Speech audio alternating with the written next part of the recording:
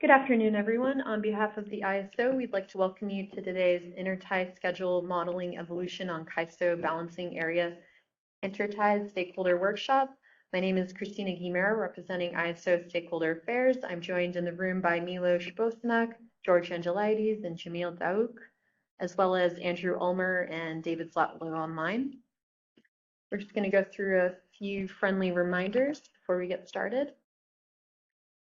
Today's call is being recorded for informational and convenience purposes only. Any related transcription should not be reprinted without the ISO's permission. This meeting is intended to stimulate open dialogue and engage different perspectives, so please keep your comments professional and respectful today. You can access closed captioning on the bottom left hand of your screen and the Inteller Transparency Viewer on the bottom right hand of your screen. Just be sure to refresh prior to viewing the Transparency Viewer. And we welcome and look forward to your engagement and participation today. For raising your hand during the meeting, the raise hand icon is directly at the bottom of your WebEx screen. If you joined audio only, please press *3 on your device. And please remember to state your name and affiliation first before making a comment. And please be sure to pause a few seconds prior to speaking after you unmute to avoid any WebEx delays. You may also send comments and questions via chat to all panelists. And if you need any technical assistance today during the meeting, please send a chat to the event producer in Teller Events. Today, Milos will get us started with the meeting objectives and an introduction. Then he'll take us through stakeholder comments that were received. Then he'll review some issue areas to address before reviewing benchmarking intertie schedule modeling practices of RTOs and ISOs. Then George Angelides will review RA imports into the CAISO balancing area under a gap tie modeling design. And lastly, we'll wrap up with next steps. So with that, I will go ahead and turn things over to Milos to get us started. Thank you, Christina, and good afternoon, everybody. Thank you for joining us on a Monday afternoon for our workshop. We originally had scheduled this for last Friday, but we had to move it due to some conflicts in terms of availability. So we really appreciate you making time on the Monday afternoon to join us. If you recall, in our March 18th workshop, which is the first workshop of this effort, we focused that discussion on more education of the differences between the schedule point tie design and the generation aggregation point tie or gap tie design. And then with input from stakeholders, we try to shape this workshop to move the ball forward, to move the discussion forward. And we wanted to cover a few things today. First of all, review some of the stakeholder comments that we received on the prior workshop. I think those help shape what we covered today, and the next set of comments as well will help shape the next workshop. We also want to spend some time on identifying the key issues to consider and address as we evaluate the changes in that intertie schedule modeling for the ISO balancing area interties in particular. What are some of those key issues that we need to work through, that we need to address and respond to move forward together on this particular topic? We did spend some time as well on benchmarking what are the practices of some of the other ISOs and RTOs around the country on how they model schedules, particularly import schedules from resources external to their balancing areas. And I think that provides some helpful insights as we consider what to do in this case and moving towards that gap tie design, particularly in the ISO interties. That will cover, I think, some of the first part of the discussion. And then the more substantive discussion, George will talk a little bit through, or a lot of it, through how the gap tie modeling or how RA import transactions would work under a gap tie modeling design, particularly the RA imports into the ISO balancing areas, and identifying, through your dialogue and discussions, any kind of issues that we may need to address further on that aspect of the design and the RA import transactions under a gap tie modeling design. So that's the plan for today. Please feel free to ask any questions throughout the discussion. We did post the slides a little bit ago, maybe an hour, a couple hours ago or so. So I understand folks may not have had the time to review these, but if any questions come up on the spot, by all means, feel free to ask them. We're also available offline if folks need to take a little bit more time to frame any kind of questions. And then, as you'll see in the next steps, We'll also be taking written comment, informal comment that will help guide what additional discussions we need to have in the next workshop. And that means RA import discussions or some of the discussions on the issues that we'll identify as we go through the presentation. So that's the goal for today, and hopefully this moves the discussion forward and keeps us on pace to address stakeholder questions. If we go into the next slide, so just a little bit of just to set a bit of context to the extent that there's new stakeholders that are joining us for this discussion that maybe hadn't had a chance to listen to the prior ones. The next few slides, I think, are just going to do a little bit of recap of where we've been and why we're addressing or looking to address intertie schedule modeling, particularly on the CAISO interties. If you may recall, last year, August all the way through November, December, and into early part of this year, through EDAM implementation workshops, we discussed how intertie schedules would be modeled in the EDAM, but also particularly in the CAISO balancing area interties. In those discussions, based on stakeholder feedback, we committed to retaining the existing intertie schedule modeling design on the CAISO balancing area interties, but on a transitional basis, that we would retain the schedule point or SPTie modeling on a transitional basis, recognizing the need to evaluate potential impacts on commercial arrangements and avoid any of those impacts, at least in the near term, allowing stakeholders and this discussion to occur and evaluate how best to transition from that design. We also committed to work with stakeholders to evaluate that transition to a more accurate model for intertie schedule, modeling those intertie schedules on our interties. The design that we put forward is the design that's common to the modeling of intertie schedules on the rest of the EDAM footprint and the EIM footprint today. And it's the generation aggregation point or gap tie modeling designed for modeling intertie schedules at those interties and applying that to the CAISO balancing area as well. And again, the effect of the need for the transitional design was to allow, again, time to work through the details, recognizing the robust intertie scheduling and participation on the CAISO balancing area interties, and allow also evaluation of potential commercial arrangements and evolution in those, recognizing the need to evolve the intertie schedule modeling design. If we go to the next slide. So just a little bit more about that transitional design for modeling those intertie schedules in the ISO balancing area. And as I noted earlier, on the intertie, when the EDAM launches here next week, we're going to continue and retain the intertie schedule modeling, the SPTie modeling design on a transitional basis. So market participants will continue to submit intertie transactions at the ISO interties with non-EDAM balancing areas, much as they do today. We had a number of trainings on that a couple of months back, but those processes and how we model those intertie schedules remain unchanged. On the EDAM internal intertie, this is the intertie between the ISO balancing area and another EDAM balancing area. Those interties, the transactions will also continue to be modeled on this transitional basis under the SPTie model, as if there's an injection at that particular intertie location, injection of energy.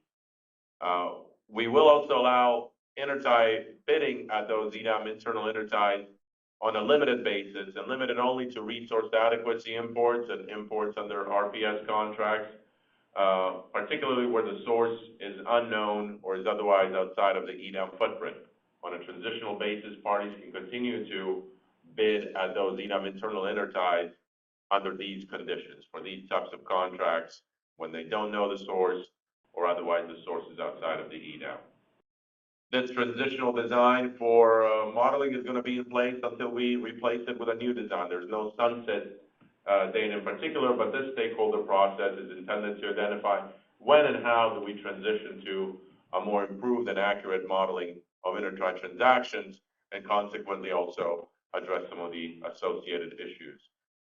I will note that a couple of weeks ago, FERC approved the language that we filed on this topic for this transitional design. So this design, because of that approval, this transitional design will be in effect once EDAM launches here a little bit later this week. We go to the next slide. So just want to capture again and emphasize two of the key elements of this transitional design that I think we need to address and work on through this effort. The transitional design is that we retain the SP time modeling and on this transitional basis until we evaluate moving to a more accurate design. But the intent through these discussions and this initiative is to evolve that design and ideally move towards a gap tie design to modeling intertie transactions, while also considering what are the implications on CRRs and aligning the modeling between CRRs and the intertie schedules. We'll touch on that a little bit more, but also what does it mean for moving to the gap tie? What does it mean for RA imports and how RA imports transact on the interties, as well as other aspects of transacting on ISO balancing area interties and delivering generation to the ISO. Another key element that's transitional that we'll need to evaluate and moving away from through this effort, but it's on a transitional basis, we're continuing to support intertie bidding at those EDAM internal interties, again, between the ISO and an EDAM balancing area in some of those limited circumstances that I noted on the prior slide. This element is also transitional, that we're allowing that intertie bidding at those locations. Through this effort, we want to evaluate how best to evolve that design and move away from direct intertie bidding at those internal locations, interties, because they will support EDAM transfers. There's not a generator at those intertie locations.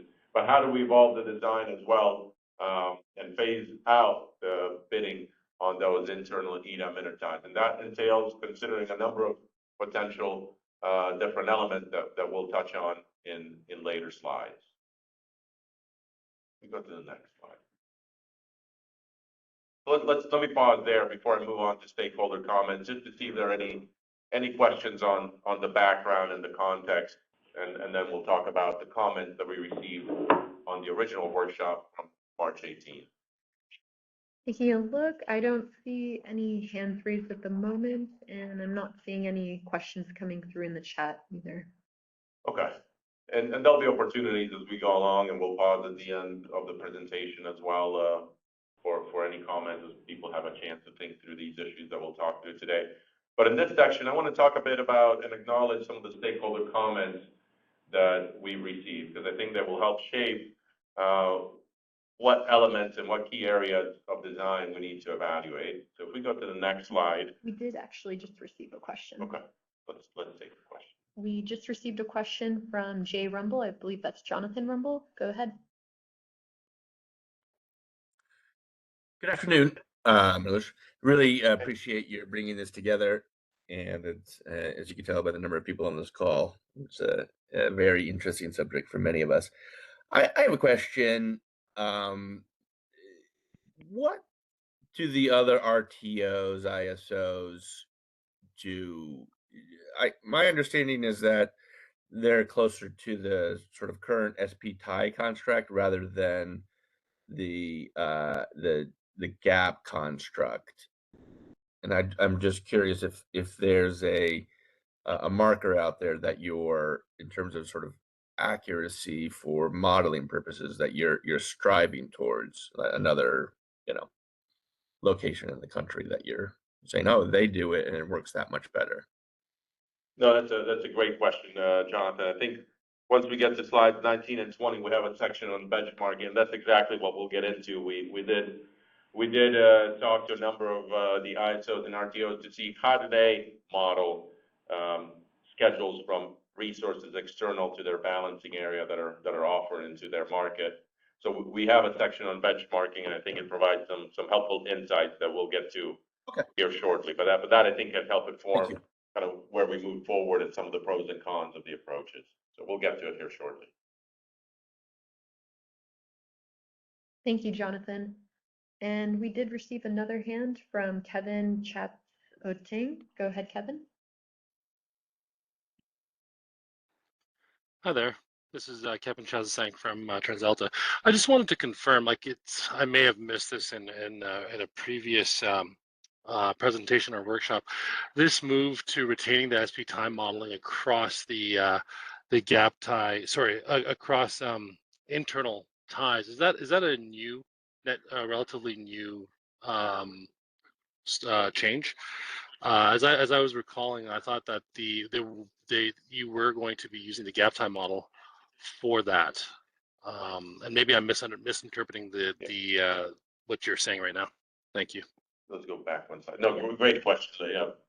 So, and I don't know if you had a chance to follow maybe some of the implementation workshops from late last year and into this year, but on the CAISO balancing area Interties, on a transitional basis, we will be continuing to model transactions at those EDAM internal Interties under a SPTI model.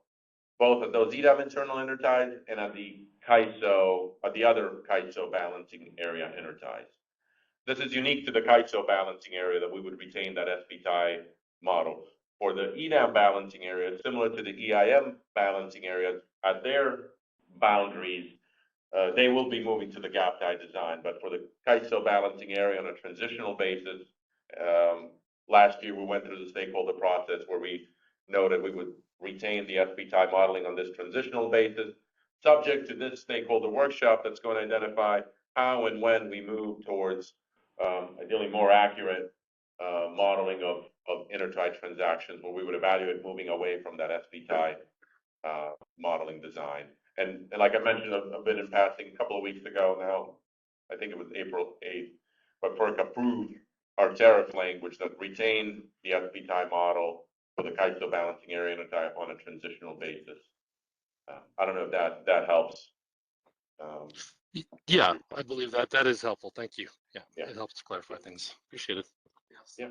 Thanks, Kevin. And I'm not seeing any other questions at this time. Okay, let's then move to the stakeholder comment. A couple of slides. Yeah, one more. So we're starting these workshops. These are informal comments at this stage. We don't have a formal proposal or a paper that we've put out yet. So we certainly appreciate any and all input from stakeholders. But we did receive only 4 sets of stakeholder comments on the first round of workshops on March 18th. Because there were not that many, on the next few slides, I go into highlighting what those comments are. Then if we had 20 or so comments, I would probably summarize them all together. But I think there were some helpful insights across the commenters that I think helped shape what we cover in this particular workshop and what we'll cover in subsequent workshops as well. But we received 4 sets of stakeholder comments, including from the DMM, the Energy Authority, Western Power Trading Forum, and Southern California Edison, that I'll cover at a bit of a higher level, just to acknowledge some of the key points that they made. It's not an exhaustive description of the comments. If you have a chance and you're interested, you can see those are posted on our website. But I just wanted to highlight some of the key themes that we've heard across these. And by all means, it's not necessarily intended to be a representation of every single aspect of the comment, but I think some of the key messages that that resonated with us, but also wanted to share with the broader stakeholder community, and their comments are available for broader review on our website. So if we go to the next slide, just to highlight some of the comments from the DMM, from the Department of Market Monitoring, they noted that they support the improvement in congestion modeling resulting from moving to the gap tie design as compared to the current SP tie design. But they did know that they wouldn't support moving to a gap tie model design that produces multiple prices at the same intertie. Rather, they favor a single gap per intertie for modeling and pricing, a single and common price for every gap intertie, effectively. And they also suggested and noted that it's important to discuss in upcoming workshops the nature of bidding at EDAM internal interties. What is the nature of the transactions that occur there, and can that be supported in any way, or some alternate approach? But that's the key themes of some of their comments. If we go to the next slide, these are some of the themes from the TEA comments. And after this, I'll invite any of these parties, to the extent that they want to add anything here publicly, they can certainly do that. But some of the themes from the TA comments is, one of the more procedural, and this is a couple of parties noted, is that they would like us to create a distinctive or discrete initiative page for this particular effort. everything so far kind of has been grouped under the EDAM stakeholder engagement webpage, and there's a lot of things there. So we're working on moving this initiative into its own standalone initiative page, and I think Christina, next week is that when we're hoping. Yeah, we're hoping to get that up soon. Yeah, so we'll move that. We'll move these workshops, the prior workshop, to that distinct page once we create it, and that'll be easier for stakeholders maybe to track and access what we post related to this. But the TA did note that they would not support, or they don't support moving away from the FP tie design on the ISO balancing area intertie until a couple of conditions are met. One of them is until there are enhancements made to the EDAM congestion revenue allocation design, and then maybe more impactfully until day-ahead markets have matured in the West to allow for more coordinated market-to-market scheduling and congestion management. They did suggest as well that the EDAM entity interties, so non-CAISO, but other EDAM entity interties, move to a SP tie modeling design rather than the gap tie design that they have in the EIM or have had in the EIM today, and we're planning on launching with in the EDAM. Those EDAM entity areas will be under a gap tie design, and TA is suggesting that they should move to the SP tie design. If we go to the next slide. Some of the WPTF comment themes is they noted that the gap tie modeling design can improve the engineered representation of power flows, but they did recognize that it still requires an assumption about the source of the day-ahead import, since you have to identify an associated balancing area to model under that gap tie design, and that is still an assumption about where that source of generation is coming from.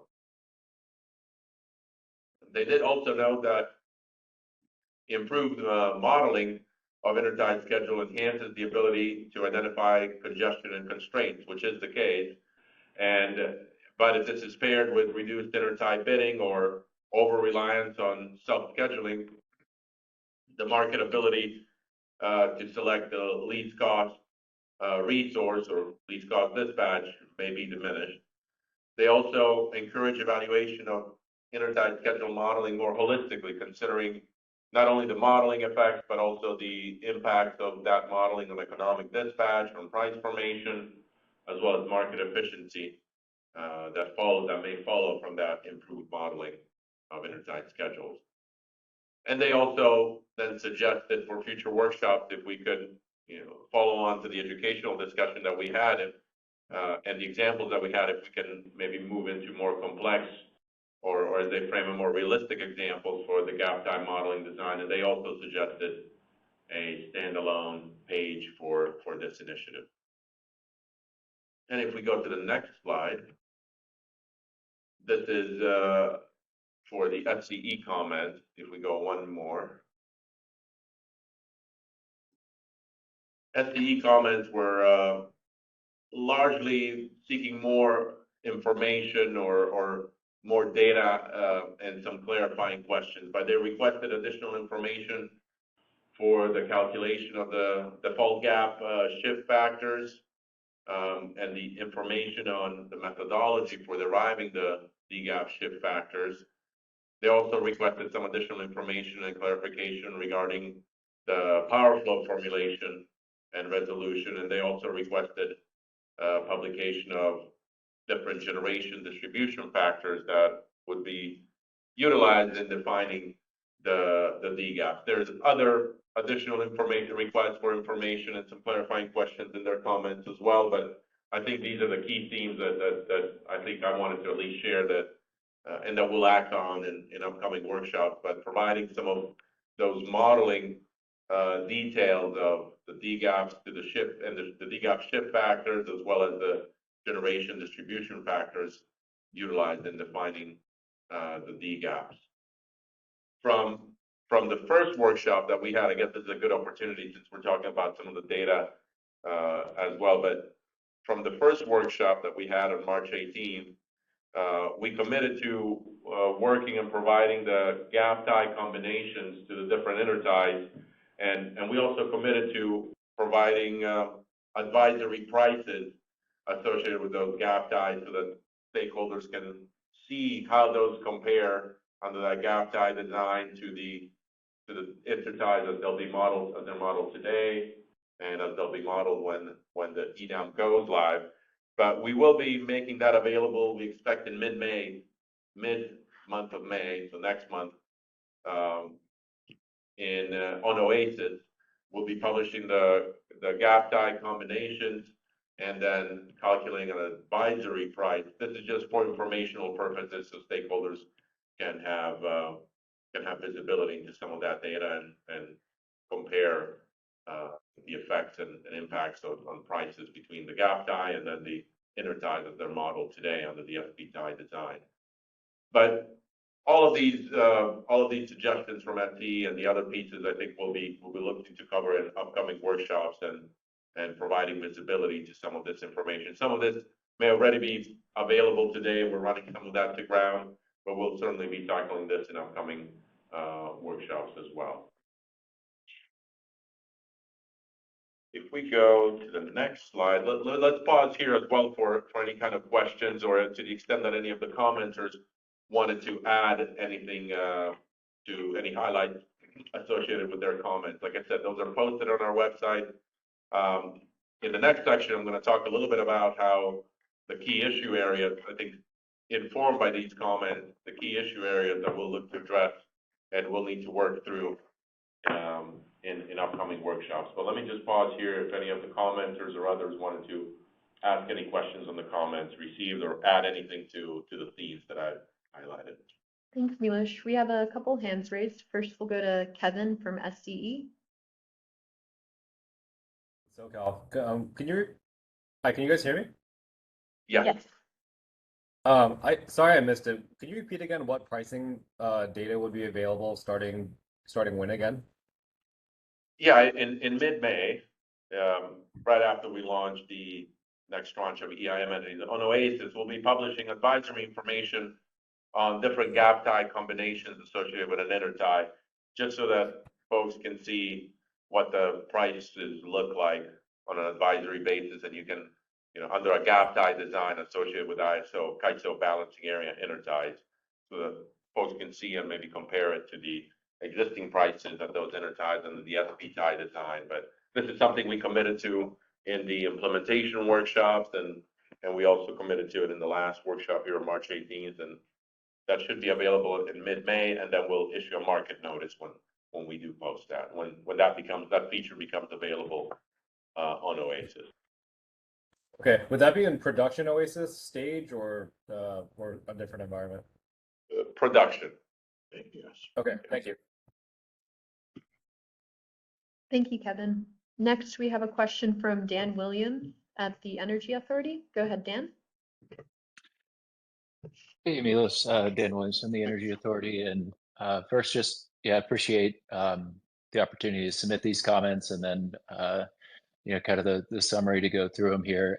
I did just want to highlight one thing that I put in comments there around just the principles of entering into this effort. And that's just that we're coming at this, and I think from reading WPTFs and SCEs as well, coming at this from a very practical perspective of just going like, look, there's a lot of things changing in Western markets right now, but the loads aren't changing, the transmission lines aren't changing, the generators aren't changing, obviously other than storage, data centers, and continue build out of renewables. But in general, a lot is staying the same, but we're talking about sort of what we can do from a market and model perspective to get the most efficient, most reliable outcomes as our markets are changing. And I would like to just sort of have an opportunity to start there around the principles of what we're trying to achieve with this effort versus just jumping straight into a comparison of gap tie and SP tie modeling from a power flow basis, and kind of be off and running towards selecting one model versus the other, because in the abstract it's more right. Does that make sense? Is that something that we could maybe get to as a stakeholder community here to kind of talk about like what we're trying to achieve before we get into solving? Yeah, yeah. I mean, I think From a commercial aspect, then? Well, I think that's the whole point is sort of we have markets that allow entities to transact with each other and then for the computers to take over and do the most efficient dispatch. Um, and so it does raise the question of, are we looking for a solution that fits well with a commercial transactional space, or are we looking for a solution that improves kind of the accuracy of the technical model that's underneath that? No, I think we're looking for both. So if the proposal to use the gap time model provides obstacles or problems to commercial arrangements, yeah, we would like to listen what these problems are and understand them.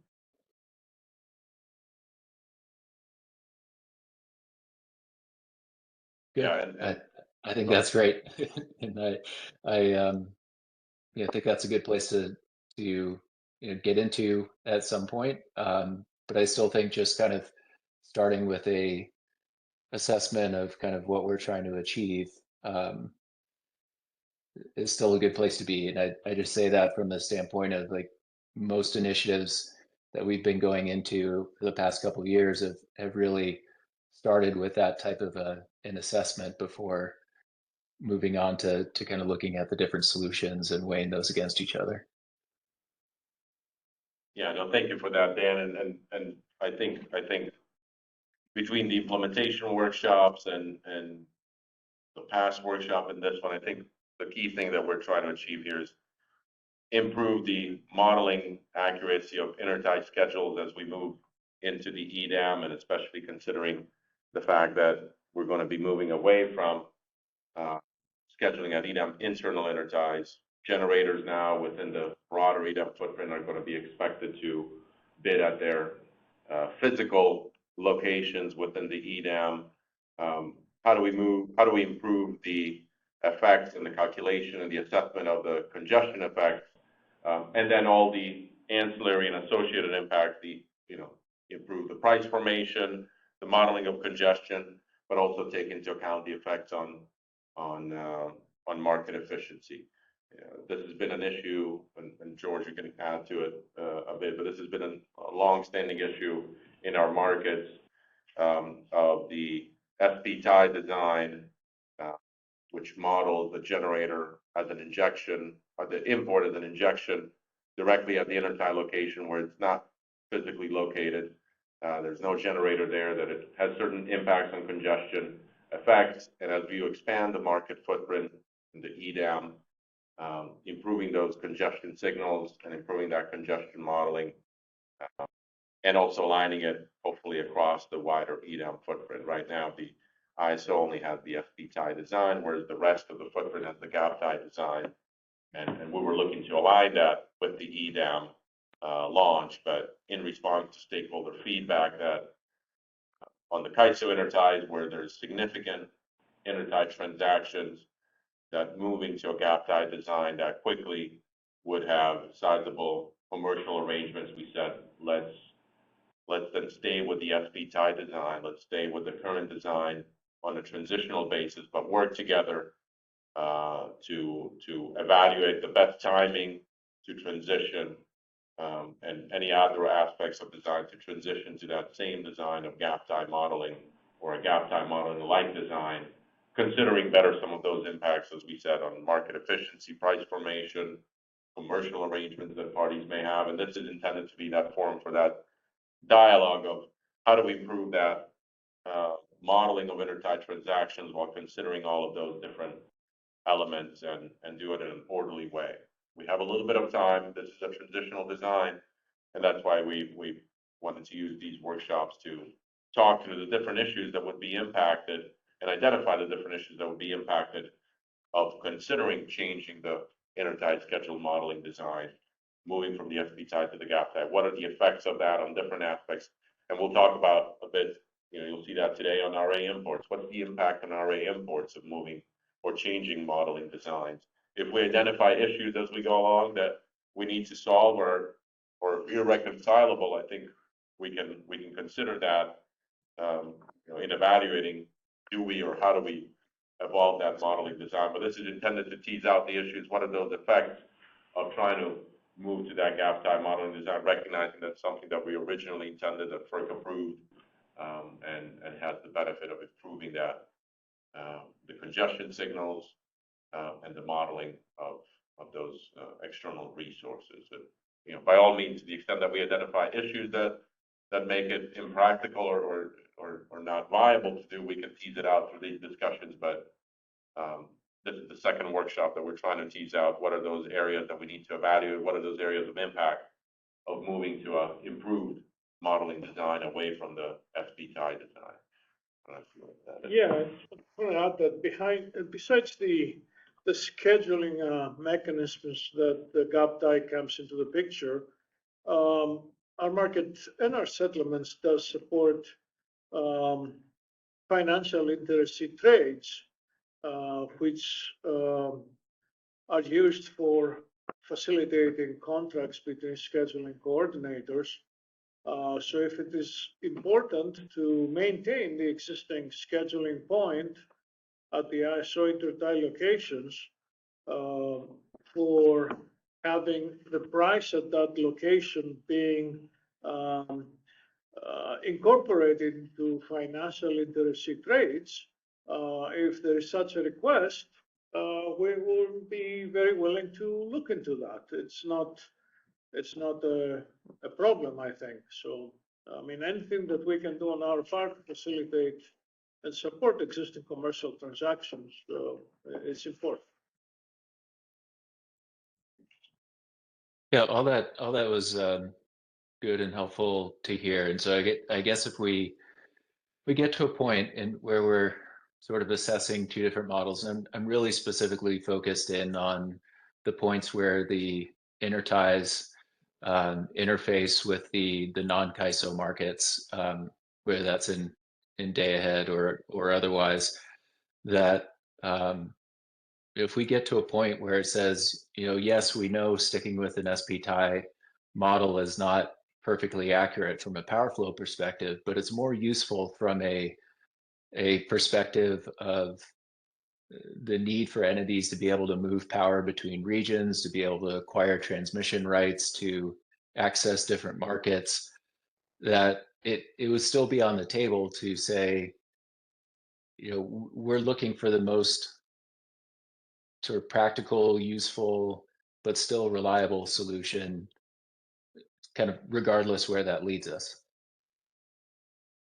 Don, I just don't want to be misunderstood. I'm still an advocate of using an accurate model for scheduling and pricing schedules, and that is where we advocate using the gap tie model. But I was just mentioning that for commercial transactions, we can still support the existing scheduling point and its associated price if it is referenced and used in commercial transactions. I don't want to conflate the two. I hope that that clears it out. I was kind of thinking a different direction, but I don't want to keep taking up time. There's others that need to weigh in. I think I hopefully made the point that I just want us to be focused on getting to good outcomes and in having a clear perspective on what we're trying to achieve with the initiative. And of course, we have a lot of conversations to have still, and maybe some examples to work through that would help maybe better show the concerns that I'm stating about being able to have a good model for transacting between markets and between regions. It looks like Danny Johnson has his hand raised as well. Danny, did you want to touch on this as well? Sure. Thanks, Christina. I wanted to more respond kind of to Dan's question. And before I do that, we need to take a little bit of a step back though, because there is no status quo Thursday afternoon, Friday, right? We're going to have the EDM up and running, and it's now going to be settling a regional market. When you look at SPTI, that's a design choice that largely can be made because the only sequentially settled market coming out of the day ahead is with the CAISO BA.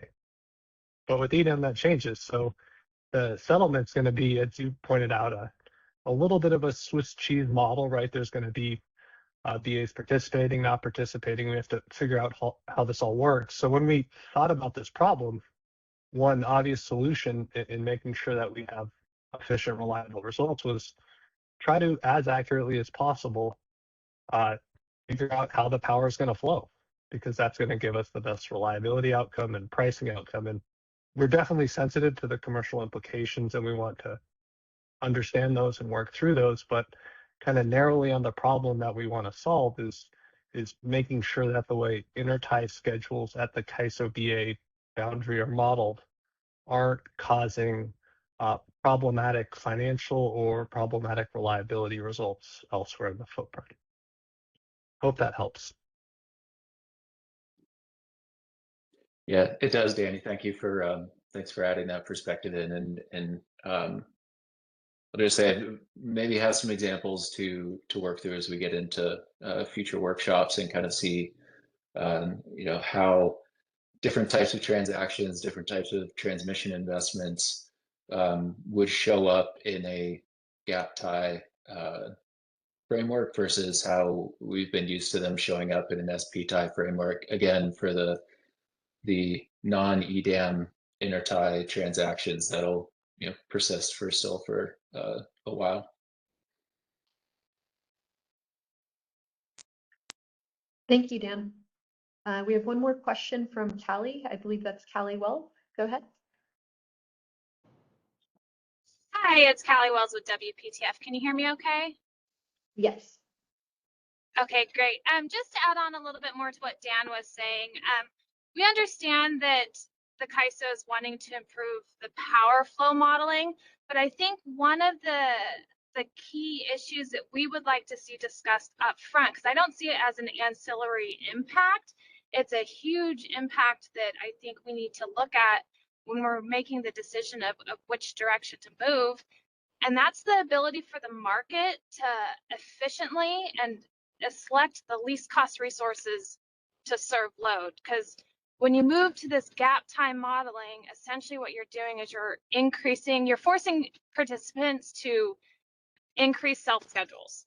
And whenever you have more self-scheduling in the market loses its ability to select the best set of resources from an economic perspective to serve load. You're telling the market which resources to use.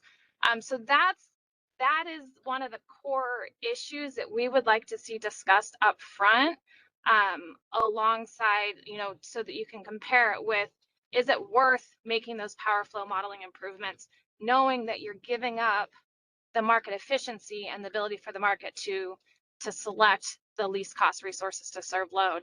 And with that, obviously, that has a huge impact on prices. Those prices are a little bit less meaningful when you have higher levels of self-scheduling. Because yes, you are getting prices, don't get me wrong, but those prices aren't truly reflecting the marginal cost to serve load.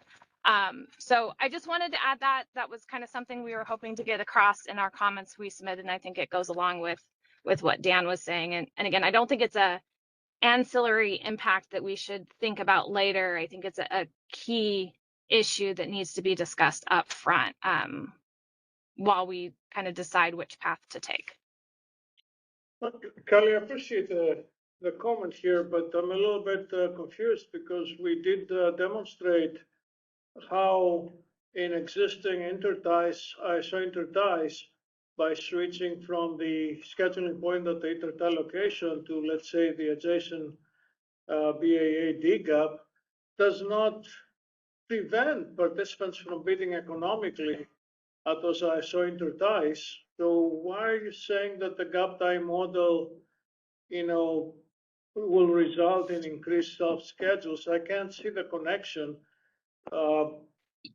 Intertie bids are still supported with economic bids at the dig up ties with the ISO intertie. So what is the problem there?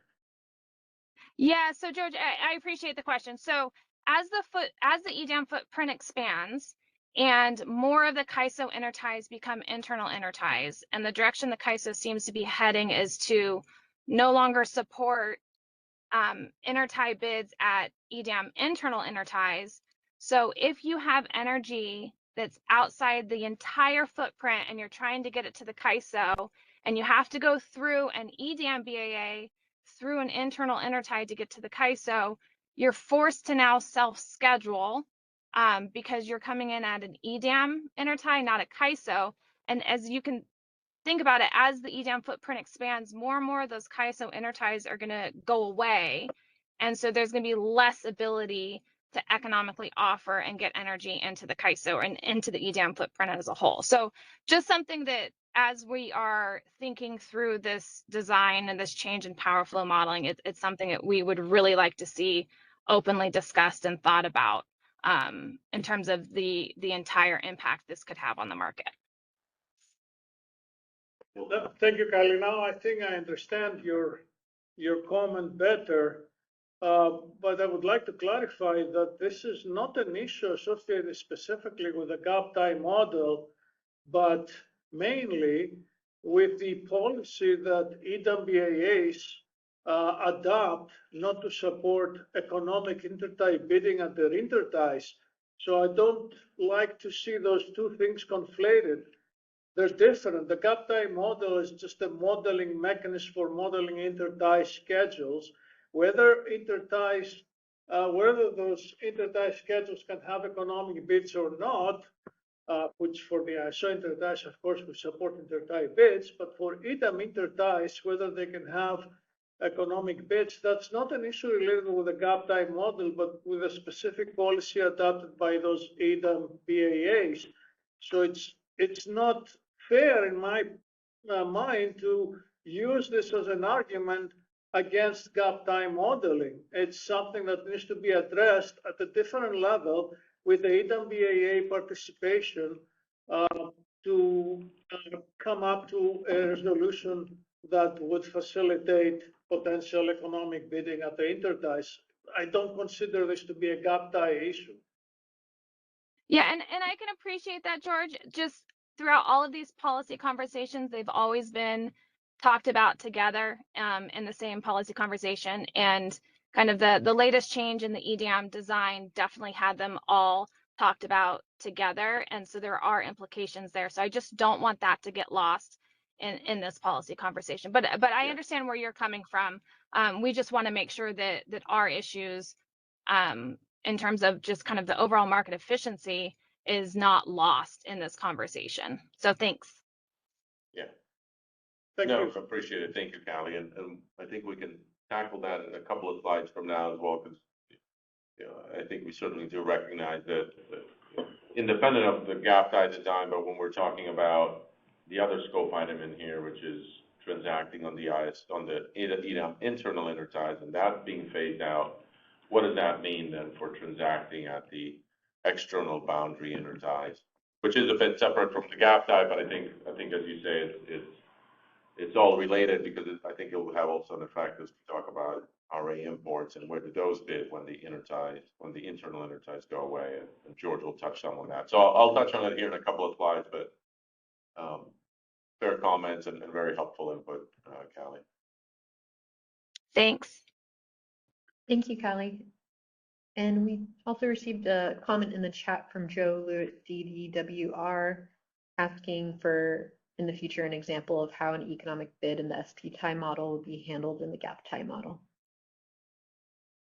And that sounds good. And yeah, we could do that. And I think some of that was also shared at the March 18th workshop, where George, I think, highlighted the distinction of bidding and transacting under an ST tie model, and then contrasting that with a gap time model, that same transaction. So that's a helpful one that you can take a look at, and we can, I think we'll continue to bring some additional examples in future workshops.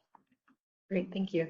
And I'm not seeing any other questions coming in at this time, so I think we can continue on. So if we go to the next slide. So just, picking back on the, and granted some of these last couple of questions got into these concepts here, but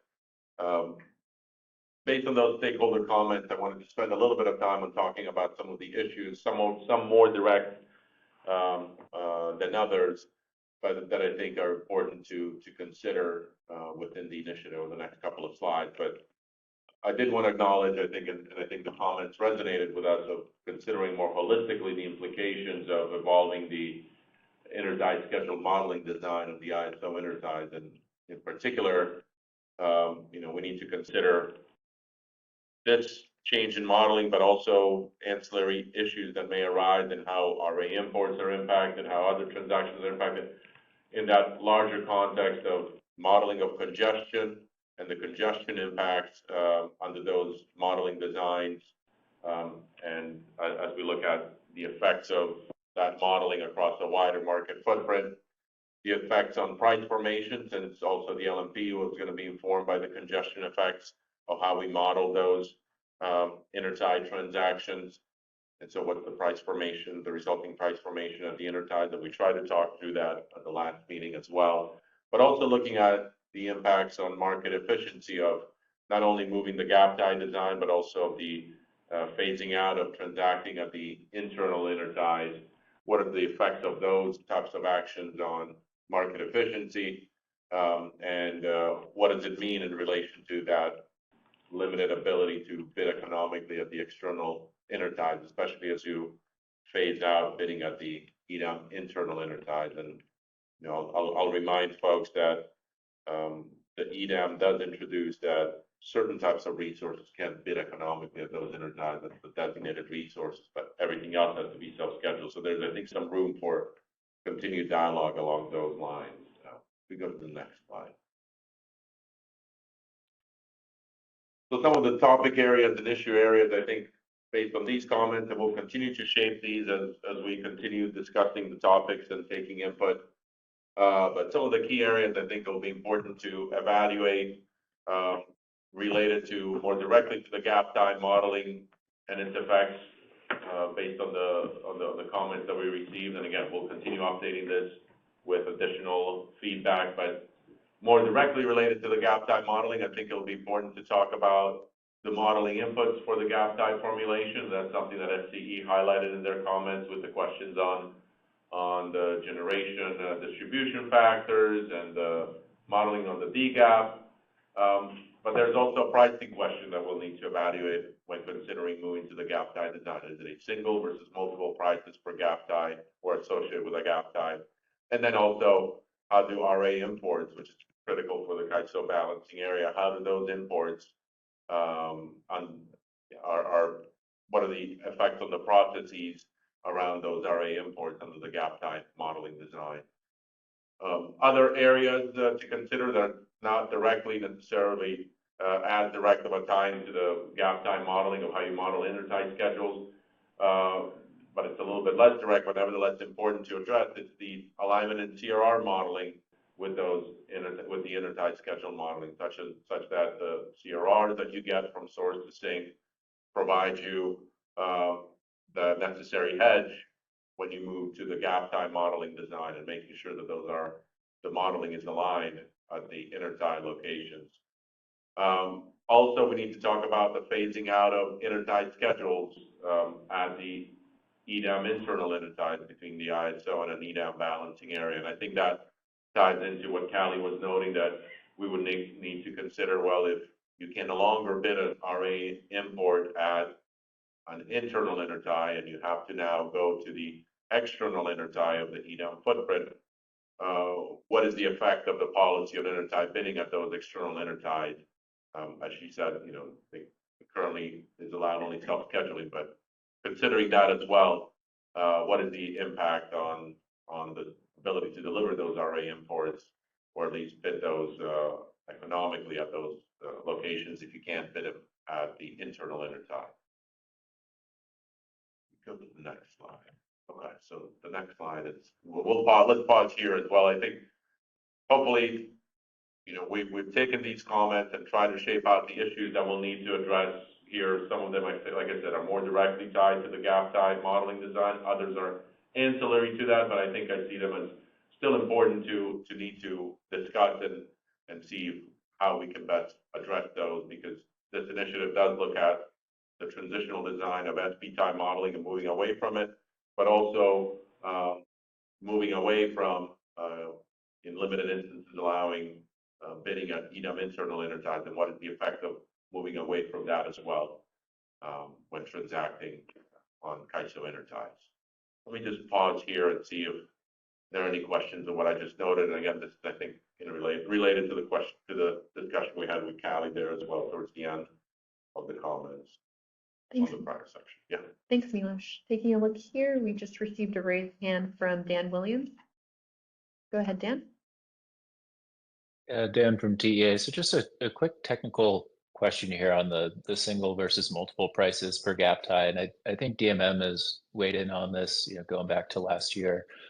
But the way that I had thought that they had been thinking about it was where there was, say, a single BA that had multiple intertie interfaces with the CAISO BA, or I guess it could be with an EDAM BA as well, and the concern about having different prices at those interties leading to some maybe market behavior issues or market efficiency issues. Is there an aspect too of this going kind of in a different direction? And I put some comments on this a few times over the last 6 months of just like, for the gap tie model for the EDAM BAs, there are multiple places where you have very large non-EDAM BAs that have a single gap tie for them. And easiest example being like the NV Energy BA relative to the Pacific Core East BA. There's a intertie interface between the two of them, sort of in the northern part of the NV Energy system, and there's one in the southern part of the NV Energy system. Is it problematic to have a single gap for those two ties, and should we be looking also at how to address like those situations where it may make sense to have smaller generation aggregation references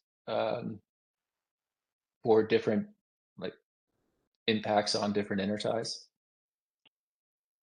So then I'll try to address this later on in my presentation. If you can hold on that question, we'll come back to it if you mind, if you don't mind. Yeah, that sounds good, George. Thanks. Thanks, Dan. And I'm not seeing any other questions coming in at this time. Okay, let's go to the next section then. So this next section, I want to talk a little bit about some of the benchmarking that we've done with other RTOs and ISOs, and on the question of how do they model, particularly import intertie schedules on their, when those are sourced from resources external to their balancing areas. I think we found intertie scheduling, the term intertie scheduling is maybe a little bit more unique to us. Some of those parties consider it more of, at least the nomenclature is external resources being offered into the BA. Whereas for us, I think we call it intertie scheduling in part because of, we model it as if sourcing at that intertie location. But we'll talk about how other RTOs and ISOs model those transactions from external resources. If we go to the next slide, just again to contrast that before we get into that, to contrast it with the FP tie design and the gap tie design that we're considering moving to, because that may help as you compare and contrast the practices.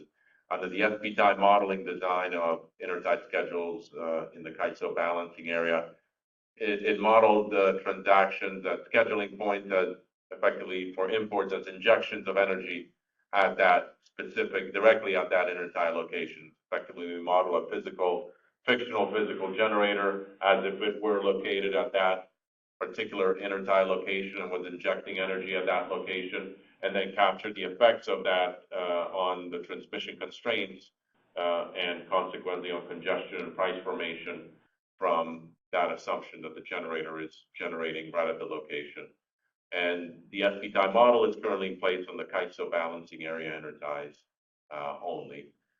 The gap tie design that we've been talking about for intertie schedule modeling to date, that design looks at transactions at those intertie locations that have been modeled for imports, for example, as imports that are sourcing from the aggregation of physical generation in the neighboring balancing area that the parties identify. The modeling then considers the effect of that generation based on the generation distribution factors in the neighboring balancing area, but the effects of that generation to the constraints within the broader EDAM market footprint. And currently in place in the EIM, we have this gap tie design, and that will be the design with which we start the EDAM at the EDAM balancing area interties of the EDAM entities in particular. For the CAISO, will retain on a transitional basis the SPTI design. The EDAM entities and the EIM entities will continue to their transactions and their interties will continue to be modeled under this gap tie design. So if we go to the next slide. So we reached out to the different RTOs to get a better sense, and we particularly focus here on import schedules, but if they had imports from resources that are located outside of the RTO ISO balancing area or outside of their market footprint, how do they model those imports when it comes to their system? And we reached out to MISO, PJM, SPP, and ISO New England. We also reached out to New York ISO, but we haven't yet had a chance to connect with them. I hope that once we do, we'll be able to update this list to capture their practices as well.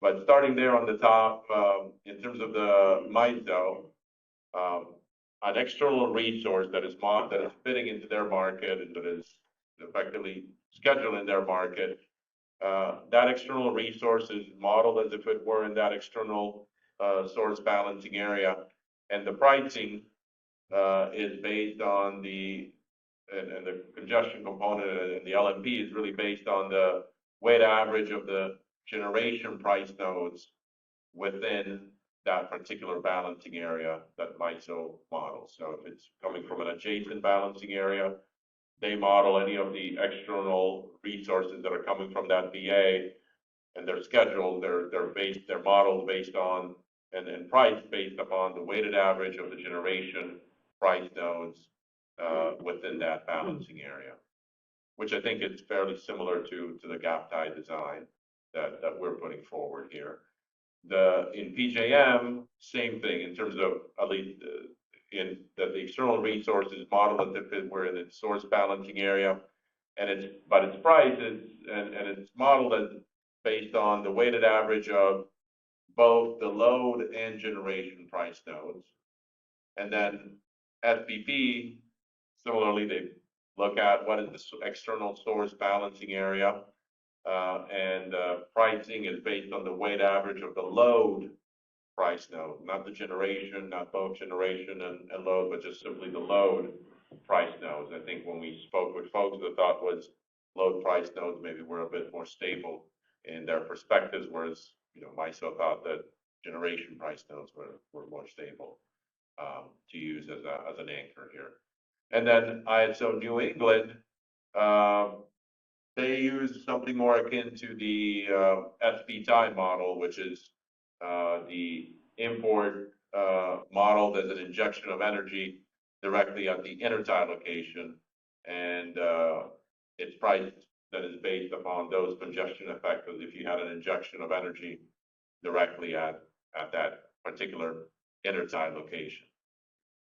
And like I said, we're still waiting to see if we can connect with New York ISO to get a better sense as well. I do think ISO New England, there are certain factors that I think may differentiate it from the other RTOs and ISOs, not only in its volume of imports that I think is sizably smaller, but also limited connectivity that they have to other balancing areas there in the Eastern interconnection. But nevertheless, they have the SPTI model, whereas the other MISO, PJM, SPP, I think we can equate it to some form of a gap tie like design. It's a matter of just where they differentiated.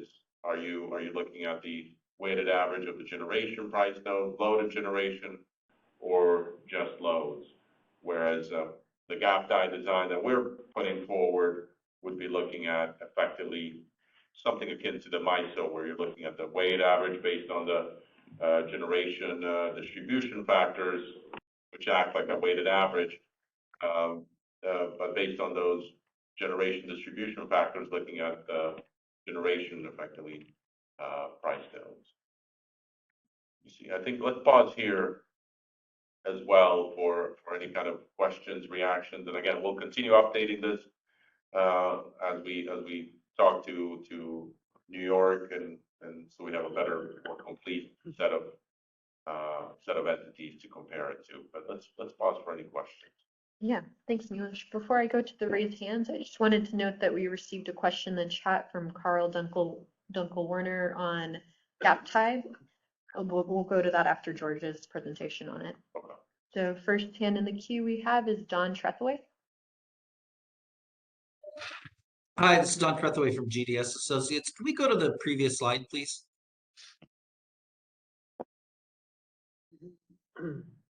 Is this the slide? Yes. And this is a clarification, and I thought I'd gotten an answer to this previously. But if you look at when you use the comment that the modeling considers the effect of generation in the neighboring balancing authority area, but isn't it any balancing authority area that's outside of the CAISO footprint? So it's not neighboring, it's not adjacent, it's any. Yes. It's the BA that ultimate, the balancing area that the party identifies. It could be a neighboring, could be adjacent, it could be a couple of BAs that way. Yeah. So there are two layers to that.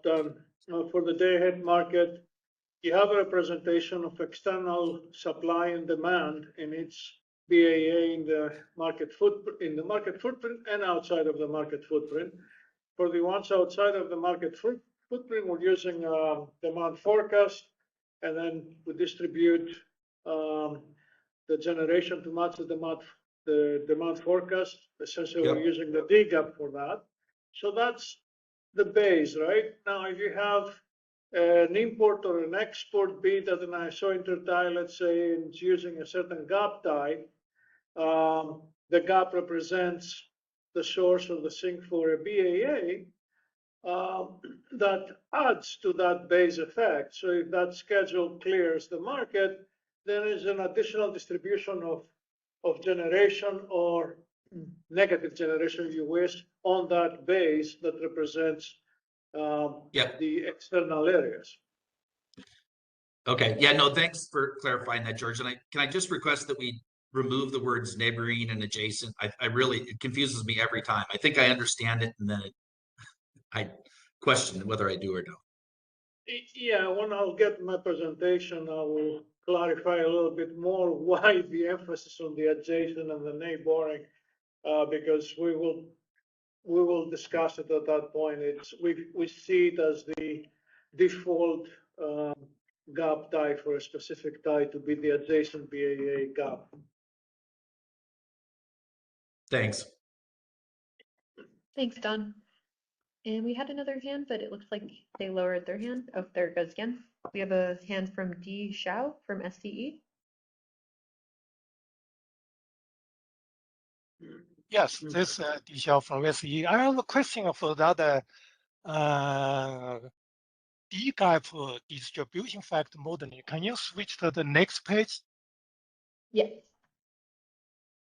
Yeah, about this, I know the CAISO use the generation pressed load for the old D-gap. But this is, I understand, this is good for the import. But for the export is like a pure load, right? But why we still use the generation load? So I saw the PGM, they use the average load and the generation. Does they consider the import, export both? So for the ASO markets, it's very important, and for every market too, it's very important to have the same distribution and price for imports and exports at the same intertie. So if you're using a gap tie for imports, you should be using the same gap tie for exports if the sources think are in the same balancing authority, so you have the same price. You cannot have different prices for imports and exports. That creates a nightmare, and it can lead to market manipulation, as you know. Now, in our proposal here for the gap tie model, we're using generation aggregation point because in real time, the load is mostly non-participating and it's not even represented in the market. And it may appear that an export should sync to load. Essentially, in the market, the export is displacing more expensive generation in the sync BAA. So that's why we're using generation aggregation point for both import and exports. And I had in the previous workshop examples that show how both play out. And it's symmetric, the behavior. When you distribute an import, you distribute additional energy on the schedules of the generators that they comprise the generation aggregation point. And for an export, essentially, you reduce the schedules, the base schedules for those external generators also at the same generation aggregation point. Is this answering your question? Yes, I understand that you basically use the same generation price through the for the input export. The location, the price location is the same, but however, the load flow is different, right? The injection and export, it goes through the transmission line. The load flow pattern is different. So that's my concern. Yeah, I mean, the power flow solution is different for the import and the export because you distribute positive or negative energy to the generation aggregation point, but you're still using the same distribution. The sign may changing for imports and exports, but the same distribution. Yes, yeah. But I mean to compare the actual flow. If the load is, you should go the load path, right? When you export.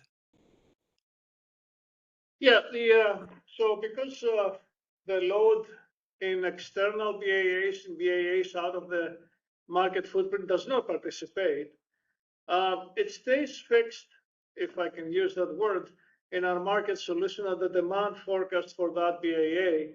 And what we adjust is the aggregate generation at the generation aggregation point for that BAA to support imports and exports from and to that BAA. Make sense? Okay, thank you. You're welcome.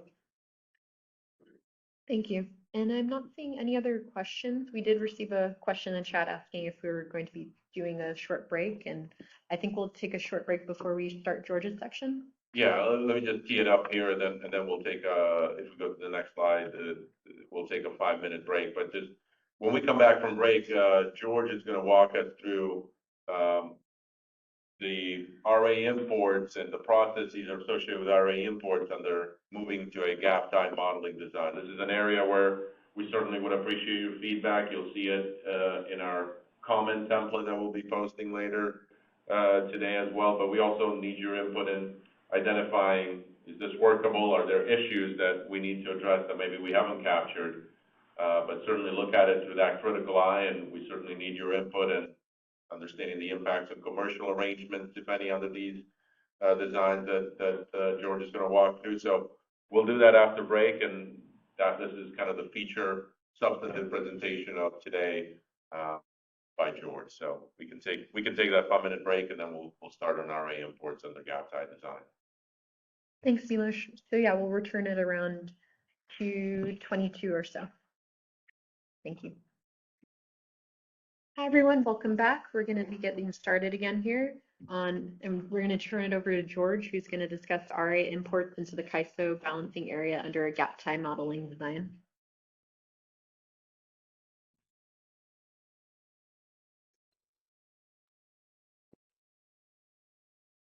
Thank you, Christina. Good afternoon, everyone.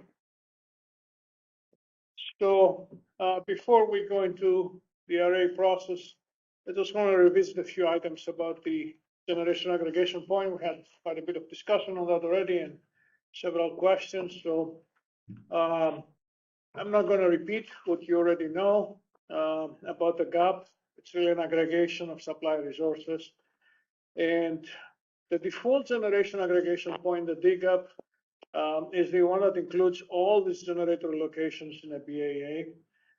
We're using distribution factors, generation distribution factors for these locations. We have received questions about how we calculate or how we propose to calculate those GDFs.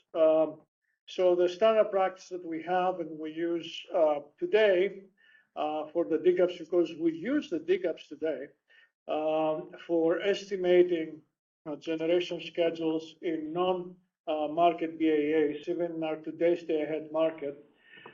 We adapt them over a long period of time from the state estimator solution that gives us a real-time scope of how the generation is distributed in a balancing authority area. These are smoothed and adapted over a long period of time. So you have GDF sets for different seasons and on-peak, off-peak hours, etc.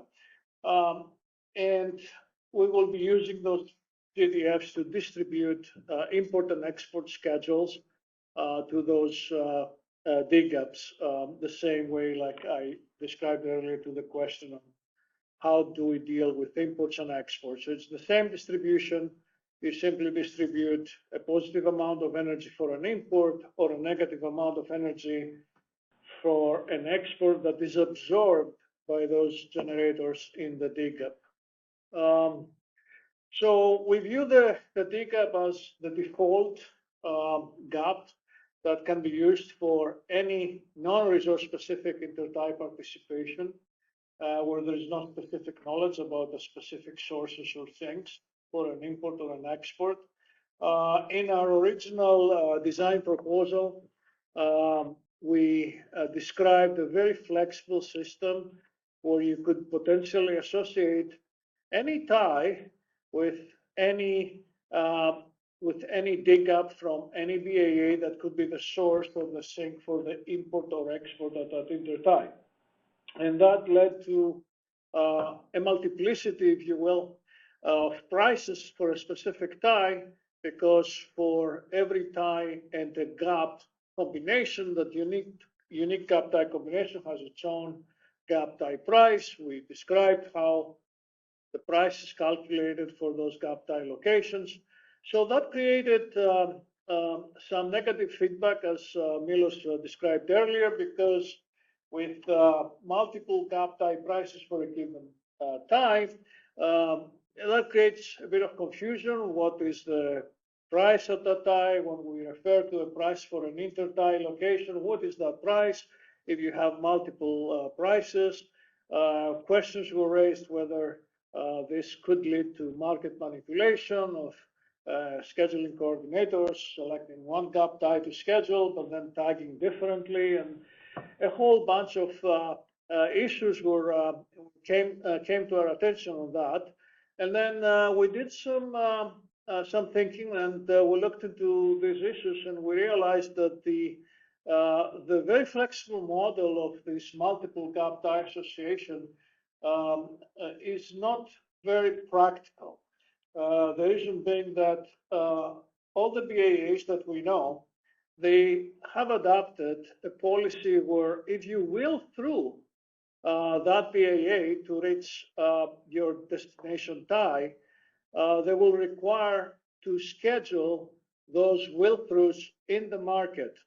You always have to tag through them. That doesn't change. But if you have to schedule the will-through, essentially you cannot use another gap other than the adjacent BAA gap for an intertie to a BAA, because everything will be funneled through that BAA. There are very specific cases that somebody may use a gap other than the non-adjacent BAA gap. So when we looked at this, to simplify the issue, simplify the transactions, the scheduling process, and the price formation, what we are proposing to recommend here is to use for all intertie schedules for a specific tie, always the default generation aggregation point of the adjacent BAA for that tie. So now that brings the price for that tie to a single price that corresponds to that adjacent BAA D-gap and tie combination. So in our view, that resolves the multiplicity of ties, makes the scheduling more simple, and the price is a little bit more meaningful because you really now have one price to talk about for a specific intertie. Now, notwithstanding of that proposal, we still have a model that does support all these available combinations by design. And if there are specific exceptions for scheduling coordinators with specific situations, we could support them. So when I mentioned earlier that you can use a non-adjacent BAA D-gap, that would be the case for a scheduling coordinator that has acquired rights through the adjacent BAA to will-through, and this adjacent BAA does not require explicit will-through scheduling in the market through TSP agreements or what have you. And we don't know at this point of any cases like that, but if there is such a specific case for such a scheduling coordinator, we could support a non-adjacent BAA D-gap in association with a tie for that specific scheduling coordinator, but we view this as very narrow exceptions. And another exception is associated with the case where a scheduling coordinator has a specific resource portfolio in a BAA, it could be the adjacent BAA, and they always use those specific resources, maybe one resource, to supply the energy for an import or consume the energy of an export by backing down those resources. And that's what we referred to in the past as a custom generation aggregation point, or a CGAP, where instead of using all the generation locations in the DGAP, we're using specific generation locations in the custom gap that represent the specific resource portfolio for that specific scheduling coordinator. We do have examples today that there are some scheduling coordinators that will use those specific custom generation aggregation points. So we will support them because our design supports the full flexibility here. Although for practical reasons, we see that most, if not all, of the import-export transactions will be based on the on the adjacent BAA DGAP. And that's why all our examples are using the adjacent BAA DGAP to convey that message. So let me take a pause here and see if we have any questions or discussion to be had at this point. We do have a hand raised from Alan Meck from PG&E. Yes. Go ahead, Alan. Hi, Alan Meck, PG&E. So if you're using the adjacent BAA, what about scheduling points that have multiple adjacent BAAs though? I'm thinking of Malin, because you could have Pacificor, BPA.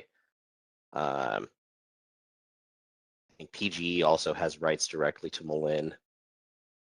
Or would you just treat Pacificor as being the adjacent BAA because they're immediately on the other side of the border?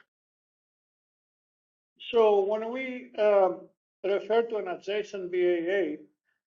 For a given intertie, there's only one adjacent BAA. The intertie, the physical intertie, is an intertie between two balancing authority areas. So let's say for an ISO intertie, the other side of the intertie is a specific balancing authority area.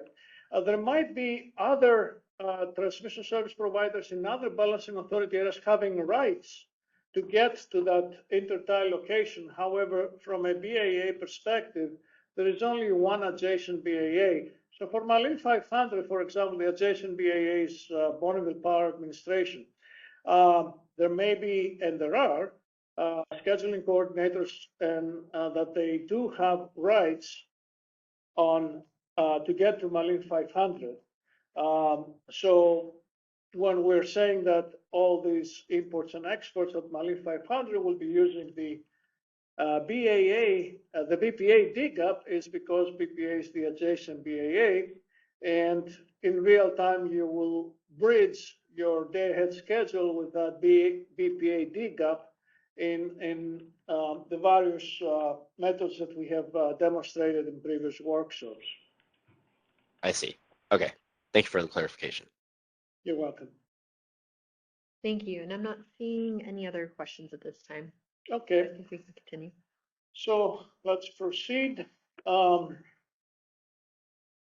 So let's review really quickly what's the current array import process, because we intend to maintain most aspects of it going forward. So currently you have a process for array showings before the month, and you use a system resource for system array, or a tie-gen for either system or flexible array at an ISO intertie. And you can also use pseudo-ties and dynamic resources as well with the TG concept. The participant must have secured MIC at that intertie, and in the array showing, our system that receives this information, we call it SIRA, will validate that the participant has secured the appropriate volume of MIC for its array transaction. And then after this process takes place, all these array imports that are shown at the specific intertie in association with the system resource or with the TG at that intertie, they require bidding in the day-ahead market and in the real-time market for these resources to avoid RAIN penalties. So the schematic below shows the process that starts with the monthly array showing, and if it passes the validation for the MIC, then that resource, the SR or the TG, must bid in the day-ahead market to avoid day-ahead RAIN. Now, for resources at the intertie, if they don't clear the day-ahead market at all, if the day-ahead market does not select these resources, they don't have to participate in real time. Other than that, if the array obligation is fully scheduled in the day-ahead market, again, there's no reason to explicitly participate in the real-time market. Cyber will actually put in by default a real-time self-schedule that matches your day-ahead schedule, so you actually fulfill your array obligation all the way through real-time market. In the case where your array obligation is not fully scheduled in the day-ahead market, then you have to bid the rest of it, at least in the real-time market, to avoid real-time RAIN. This is the process that is today, and as I said earlier, it will remain mostly unaffected. We'll highlight here what is changing. And in the proposal that we had for the array import process several months ago, we had a very flexible proposal with many moving parts that it was a little bit confusing to understand. Some parts were very complex. So what we did here is we took it back and we removed some of the components that we don't think provide so much value for the flexibility that they bring. And they were complicated. So what we did is we removed the need for array obligation reassignment in real time. So the process flows a little bit simpler now. And we had to maintain the array obligation process for the day-ahead market. So this is something new compared to today. So we'll highlight that as we go through our examples in our discussion today. There are many elements of the existing array process for imports that does not change. For example, we did not change anything for the monthly array showings. You can still use an intertie resource, as I mentioned, either a system resource or a TG at an ISO intertie. That's the intertie for which you have secure MIC, and CIRA will still validate that you have sufficient MIC for your array resource. No change on that. Also, if the source of the array energy is in an EIM or a non-EIM BAA, again, there's no change with the process today. Simply the SR or TG that is used to show the array is associated with that specific EIM or non-EIM BAA, DGAP, and ISO die.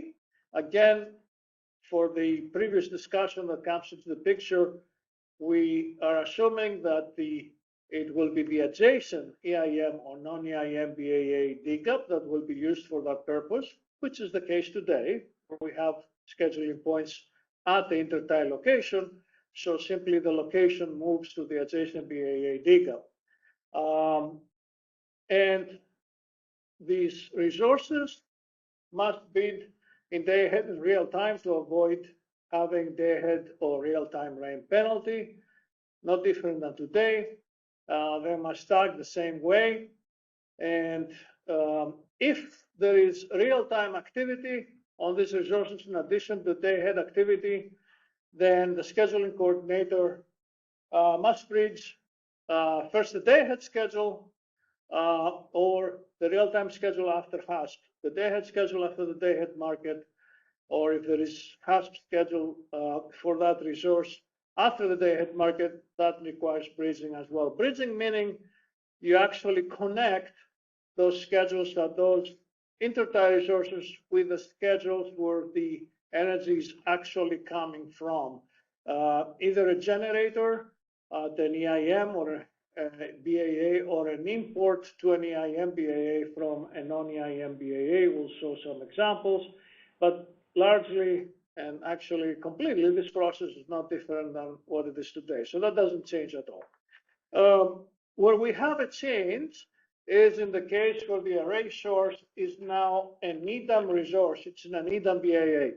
Obviously, this is a change because today we don't have EDAM BAAs. So now, if a BAA where the source of the array is today an EIM BAA and becomes an EDAM BAA, we have to have a different process in place to support that. And that process is what we call the day-ahead array obligation reassignment. What that means is that you can still use a system resource on the ISO intertie associated with that EDAM BAA. This is an internal EDAM intertie. You can still use a system resource on that intertie because you may have secured MIC on that intertie, and you can use that system resource to show your array. However, you cannot bid that system resource. It's not biddable in the day-ahead market because it's on an internal EDAM intertie, which is used specifically for EDAM transfers between the ISO and that adjacent EDAM BAA.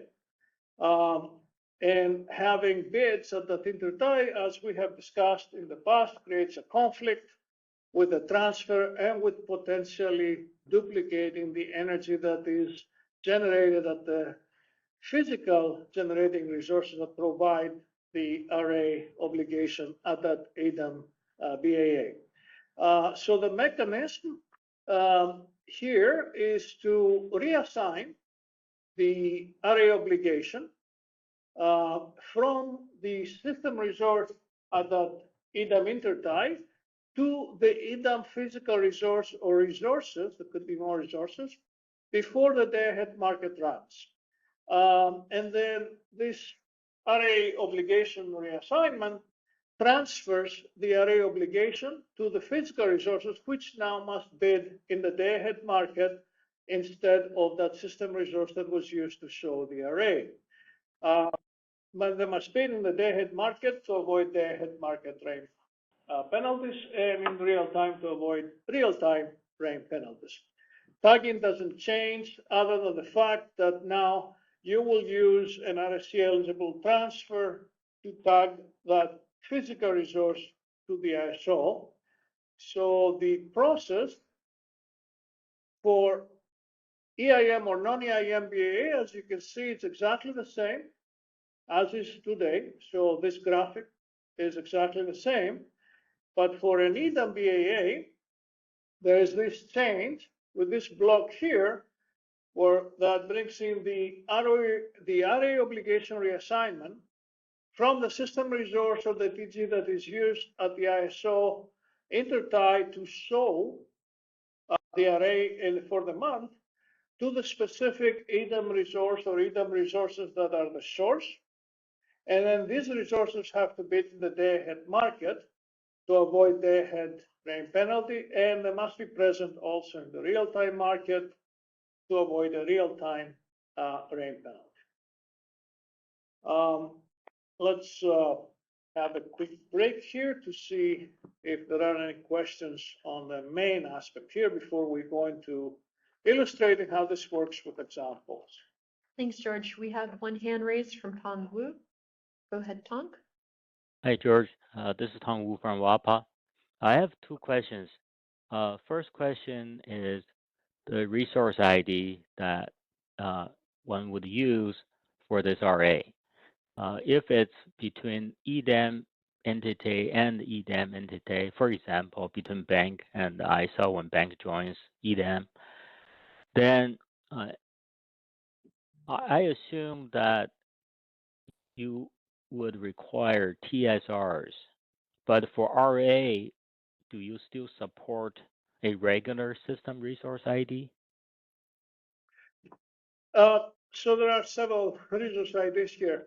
Of course, you have the resource ID for the system resource that you will show the array. That's at the ISO intertie, right?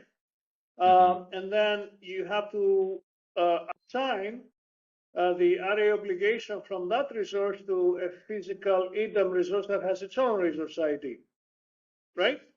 Generator resource ID, you mean? Yeah, or generator. Generator Correct. resource It's ID. Yes. a generator resource ID. You bid that in the day-ahead market, you get a day-ahead schedule. Now you tag it through an RSC eligible transfer. The RSC eligible transfer involves TSRs, but they have their own different resource IDs. Okay. Right? And the participant needs to request the entity for their BAA to establish those RSC eligible transfers with the ISO to support your array obligation. They can be registered in the master file. They can be used in the market to be scheduled economically for energy transfers between the EDAM BAA and the ISO BAA. And irrespective of the outcome of those schedules, you can always tag through those TSRs for your array obligation. Okay. Now, these TSRs are registered with the master file, not the transient TSRs. Is that right? Yes, I assume the simple case where these are TSR type 3, the entity registers them in the master file. Oh, these will be TSR 3, not the TSR 1, type 1. Right. There is the case of the TSR type 1 if the participant owns transmission rights on the intertie that they want to exercise their scheduling priority. That's a little bit more of a narrow case. So you could self-schedule your TSR type 1 and link it with your RA source under the same contract reference number. They have to be balanced. So in this case, you are self-scheduling your rights and you're meeting your RA obligation through self-schedules.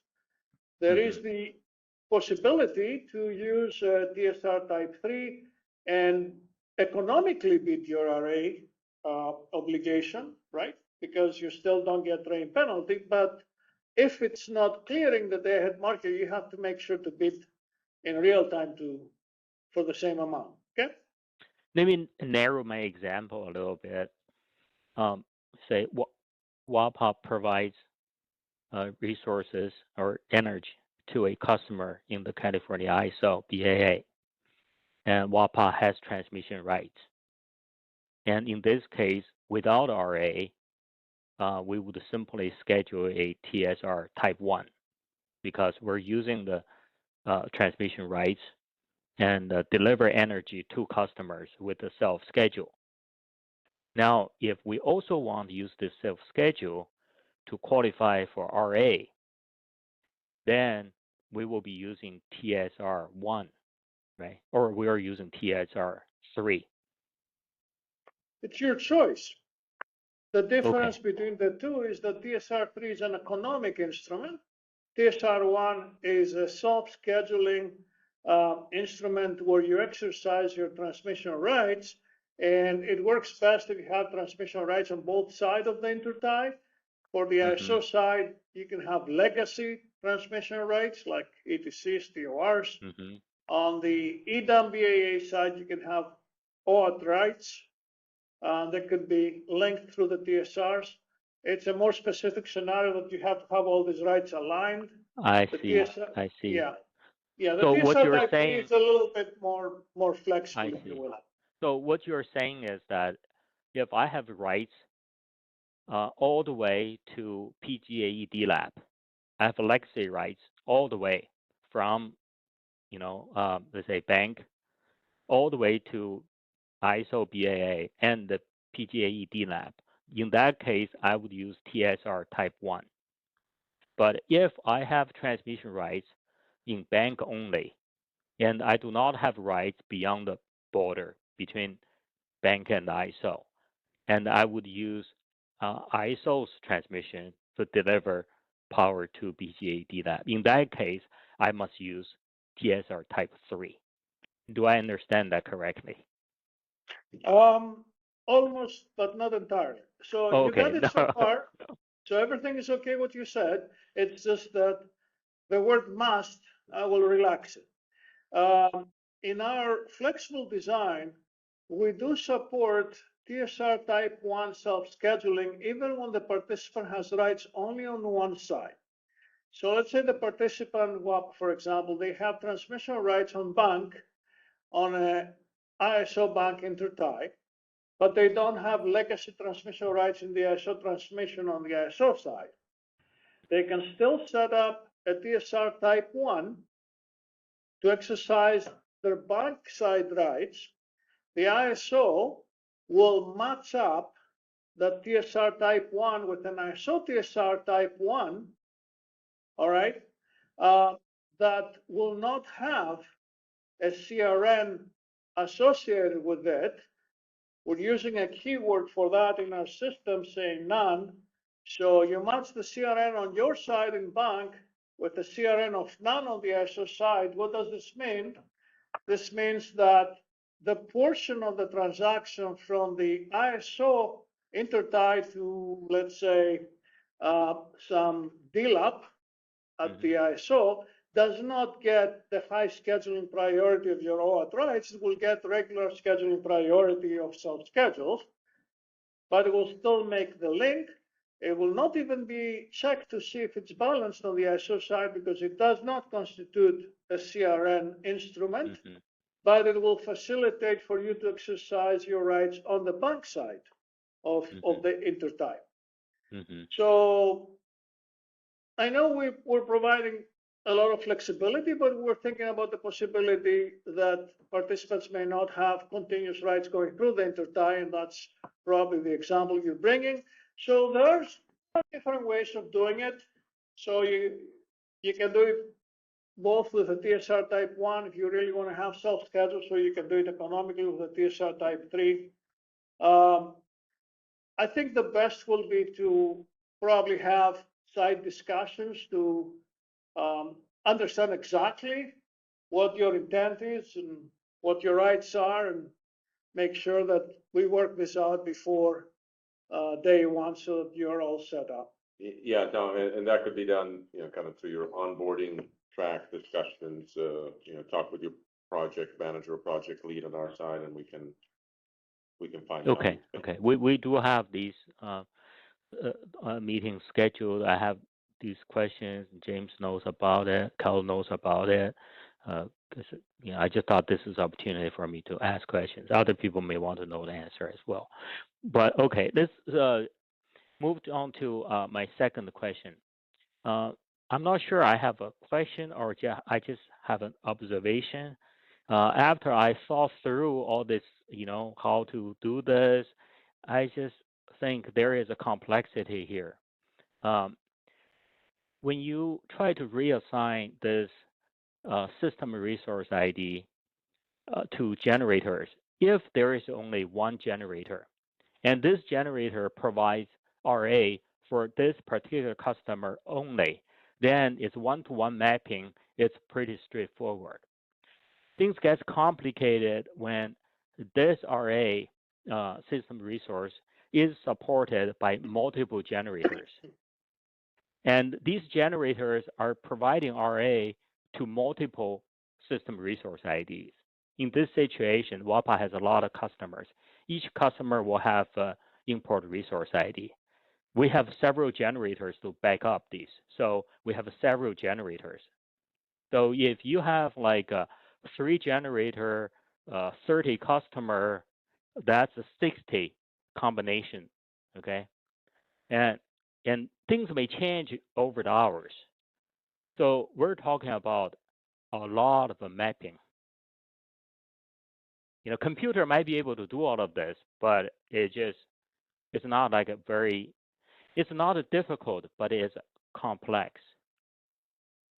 Well, let's see. Are you referring to multiple array contracts, or is the single array contract that is sourced by, let's say, a portfolio of resources? Multiple contract, let's say, for each contract, there are multiple generators supporting that array. Okay. How do you do this today? What's your array showing? Different for today there is no contracts? mapping. Because today Sorry? there's no mapping, right? If I have No, 30 but contract, there are only 30 import. But Okay, tomorrow so I have to you're map using- it. Okay, so you're using 30 imports today for your 30 contracts. Right. Okay. So now with the process of the array obligation reassignment, you need to reassign the array obligation from each of those 30 imports to potentially the generators. same. Yeah, but you can use the same CGAP for all of them, right? Okay, that's interesting. If you're gonna create a GGAP that's not a physical generator, and that GGAP would represent a collection of generators, I only have to map each import to one GGAP, and under this GGAP, there are multiple generators. So that would simplify it. That's the feature that would be helpful, actually. Yeah, we are actually using individual resource IDs for the CGAP. So when you do the array reassignment, you specify those resource IDs. There could be a portfolio. So you don't say the CGAP. I believe, I have to look at the design documents that we have, but I believe we're using resource ID. So you say from this system resource ID, I transfer to resource ID 1, resource ID 2, resource ID 3, something like that, okay? Yeah, Again, then 1 turns to 3 now, right? So of course you can do it once for the very first day-ahead market, and then it sticks through for the remainder of the month. You don't have to do it again.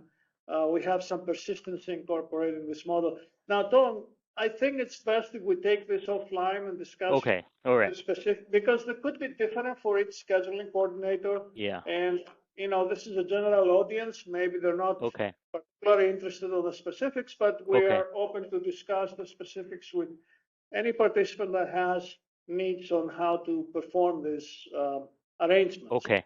All right, thank you. Thank you. And we have one more hand raised from Mohan Nirula.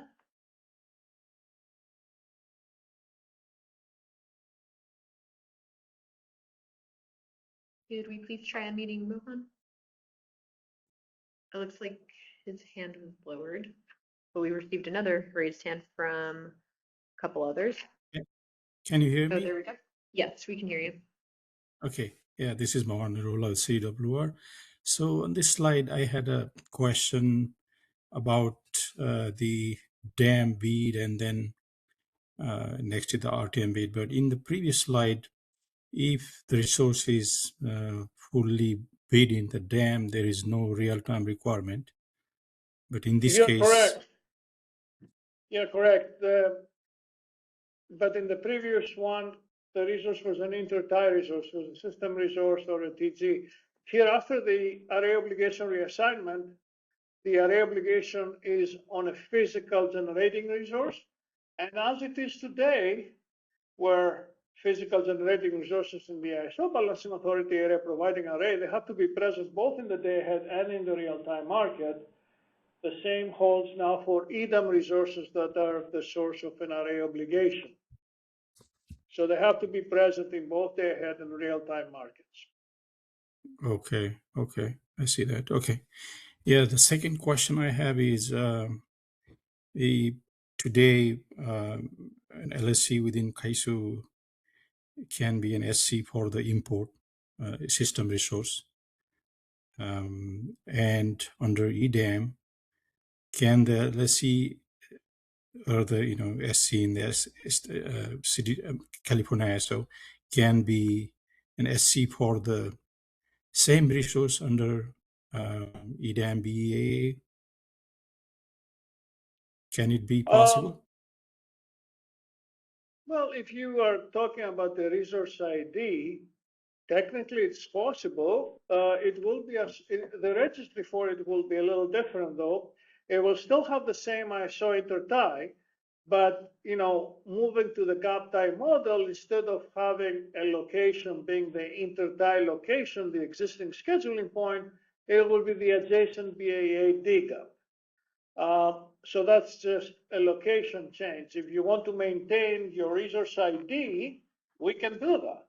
It's just changing its registry to reflect now its new location, same intertie. So the intertie location will be in the BAA, EDAM BAA next to CAISO. Yeah, the intertie location should always reflect the intertie that you have secured MIC for your array. Right. Okay. Yeah. Okay. We'll follow up on that, maybe on sideline. Thank you. Sure. You're welcome. Thank you. And we have one final question from Mike Whitney. Go ahead, Mike. Yes. Hi, everyone. This is Mike Whitney from the Northern California Power Agency. Mike, you're Can you coming hear in me a okay? little muffled. Could you get a little closer to your mic? Can you hear me okay? Okay, we'll make do. Okay, sorry, I'll try to speak a little bit louder, but so I'm trying to figure out how the RA is going to work in EDAM. Hopefully we'll be working in that paradigm in 2028 with another entity that we currently schedule resource adequacy with, now using the system identifiers. So what I'm hearing is that we'll still use these system identifiers in EDAM and the RA monthly showings, and then the schedule coordinator for the generator will reassign those system IDs to custom generator aggregation points. And then both entities, the receiver SC and the sender SC, will schedule transfer system resources in cyber using pre-registered identifiers in the master file in order to make that RA count for resource efficiency evaluation. Is any of that accurate?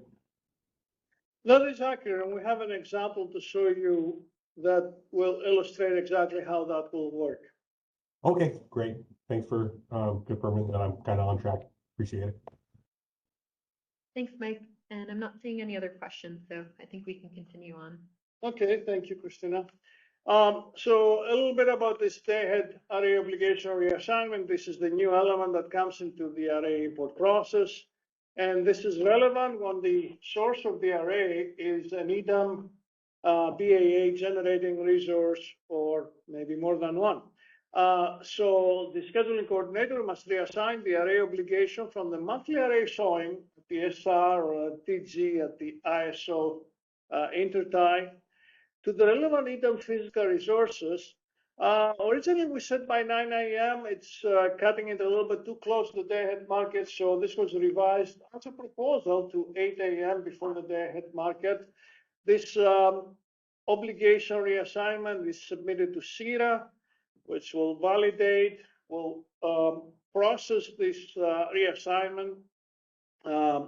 It's a persistent reassignment, meaning you only have to submit it once if it's the same for every hour throughout the month.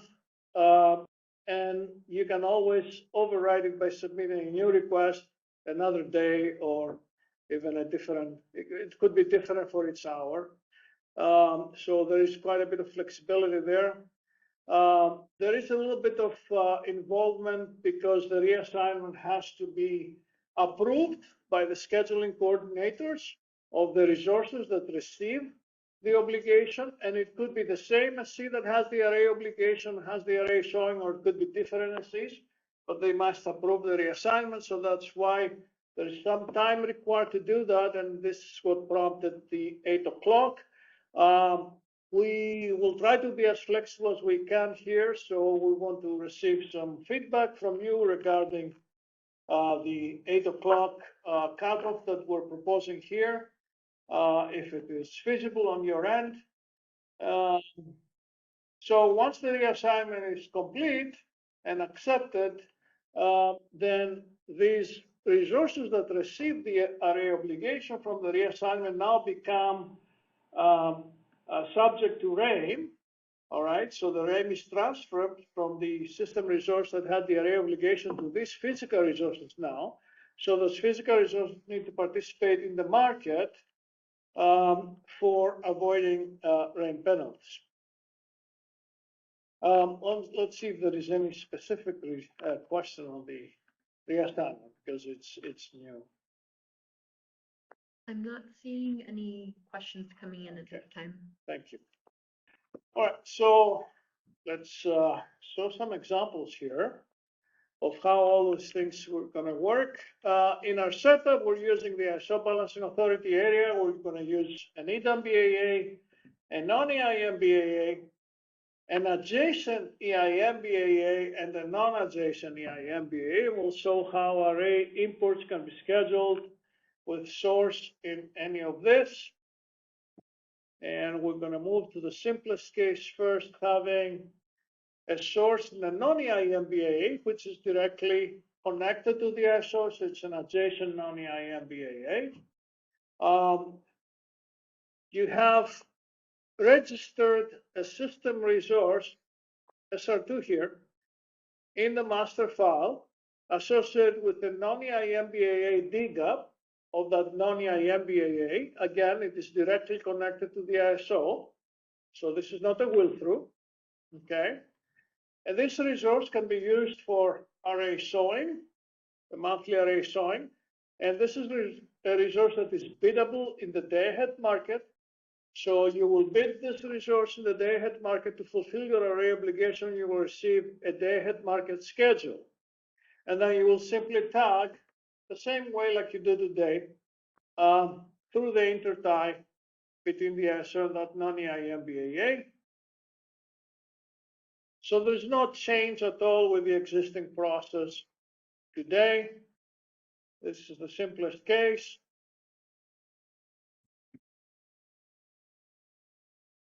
Now we will look at the case where your array is coming from the adjacent BAA, EIM BAA, that's BAA. Now you're registering a system resource with the EIM BAA A DGUP, that's the adjacent BAA DGUP. Today, the system resource, it's at the same intertie that you have make, but its location is the intertie location, the SP tie. So with the gap tie model, we'll be using the adjacent EIM BAA DGUP as a location, same intertie. So as I mentioned earlier, we can maintain the same resource ID for that system resource that you're using today to facilitate transition.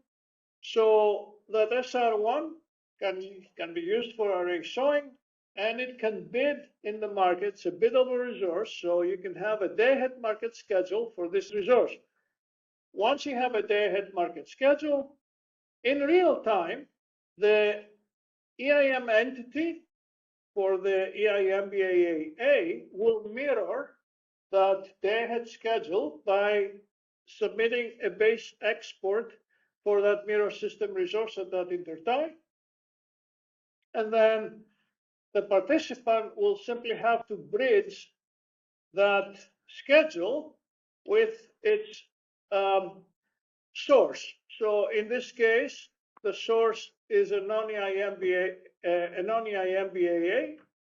So the participant will register an SR2 at that non-EIM BAA DGUP for an import from the non-EIM BAA to the EIM BAA A, too many A's, sorry, and then we'll match that base schedule with the day-ahead schedule. So you have three schedules that are equal here. The SR2 base schedule, it's an import to BAA. The MSR export schedule submitted by the entity, also equal to the day-ahead market schedule and your day-ahead market schedule. So this establishes the link and the bridging, as we call it, of your day-ahead schedule. From a settlement perspective, the only thing that has a settlement here is your day-ahead market schedule for SR1, because both the mirror system resource and the system resource SR2, they have base schedules. So there's no real-time settlement that the participant will see. So this is not different, again, than the process that you would be using today to fulfill your array obligation from an adjacent BAA that is in the EIM.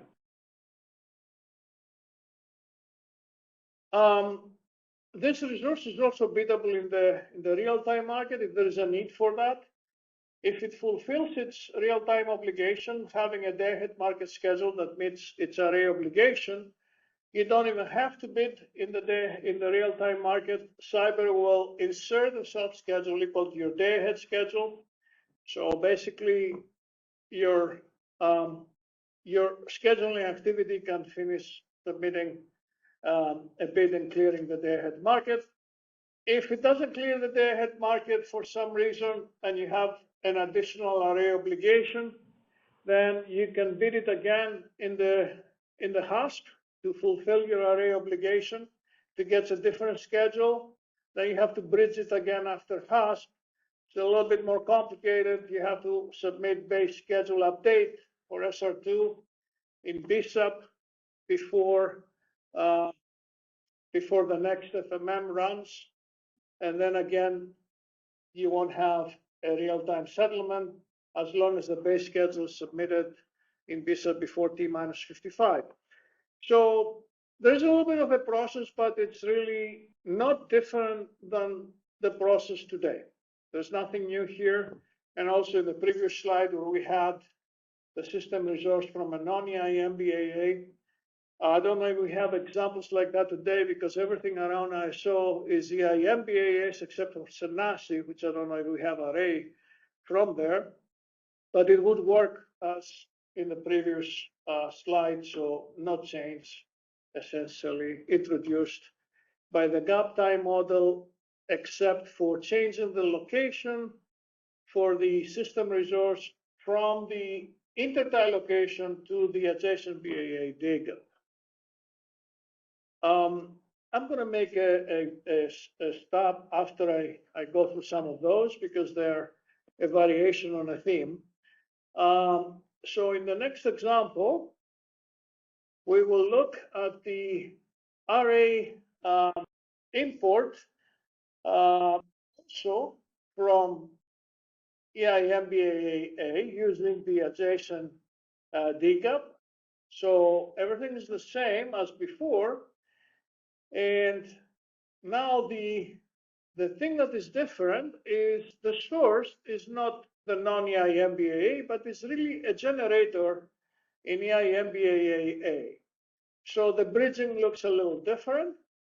You will submit base schedule for that generator in real time to match the day-ahead schedule. Of course, we'll also match the base schedule submitted for the mirror system resource by the entity. Again, there's no real-time settlement because these are base schedules. The only settlement is the day-ahead market schedule, and as before, if you really need to bid additional energy in real time to fulfill your obligation, again, you have to update your base schedule to match what clears HASP here for this SR1. Again, there's no difference than the practice today, other than the fact that you're using the EIM, the adjacent EIM BAA DCAP as the location of the system resource. And finally, the third variation here starts the same. You still have the system resource registered at the adjacent BAA DCAP to store your array, to bid in the day-ahead market, get a day-ahead market schedule. In real time, the EIM entity of BAA will mirror that, and then you simply need to bridge it with that schedule. In this scenario, your source is in the non-adjacent EIM BAAB. So it's a generator G2 there. Now you're going to use a base transfer to bridge it with your day-ahead market schedule. So you're going to submit base schedules for G2. And of course, base transfer, the entities are going to do that on your behalf. If you tell them you have a bilateral contract, it will require a base transfer. And you will tag the same way from G2 through the base transfer to SR1.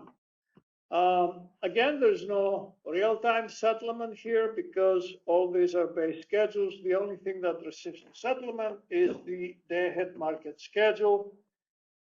And similar to the previous slides, we have not introduced anything new with the gap time model in the array import process other than the fact that the SR1 is located not at the intertie location like today, but at the adjacent BAA DCAP.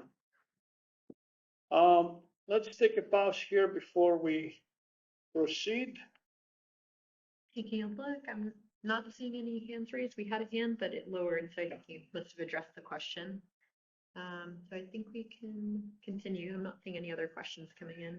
All right, and I'm not surprised because I'm not saying anything new. So far, all of this is what we are already doing today, so there's no impact other than the location change for the system resource.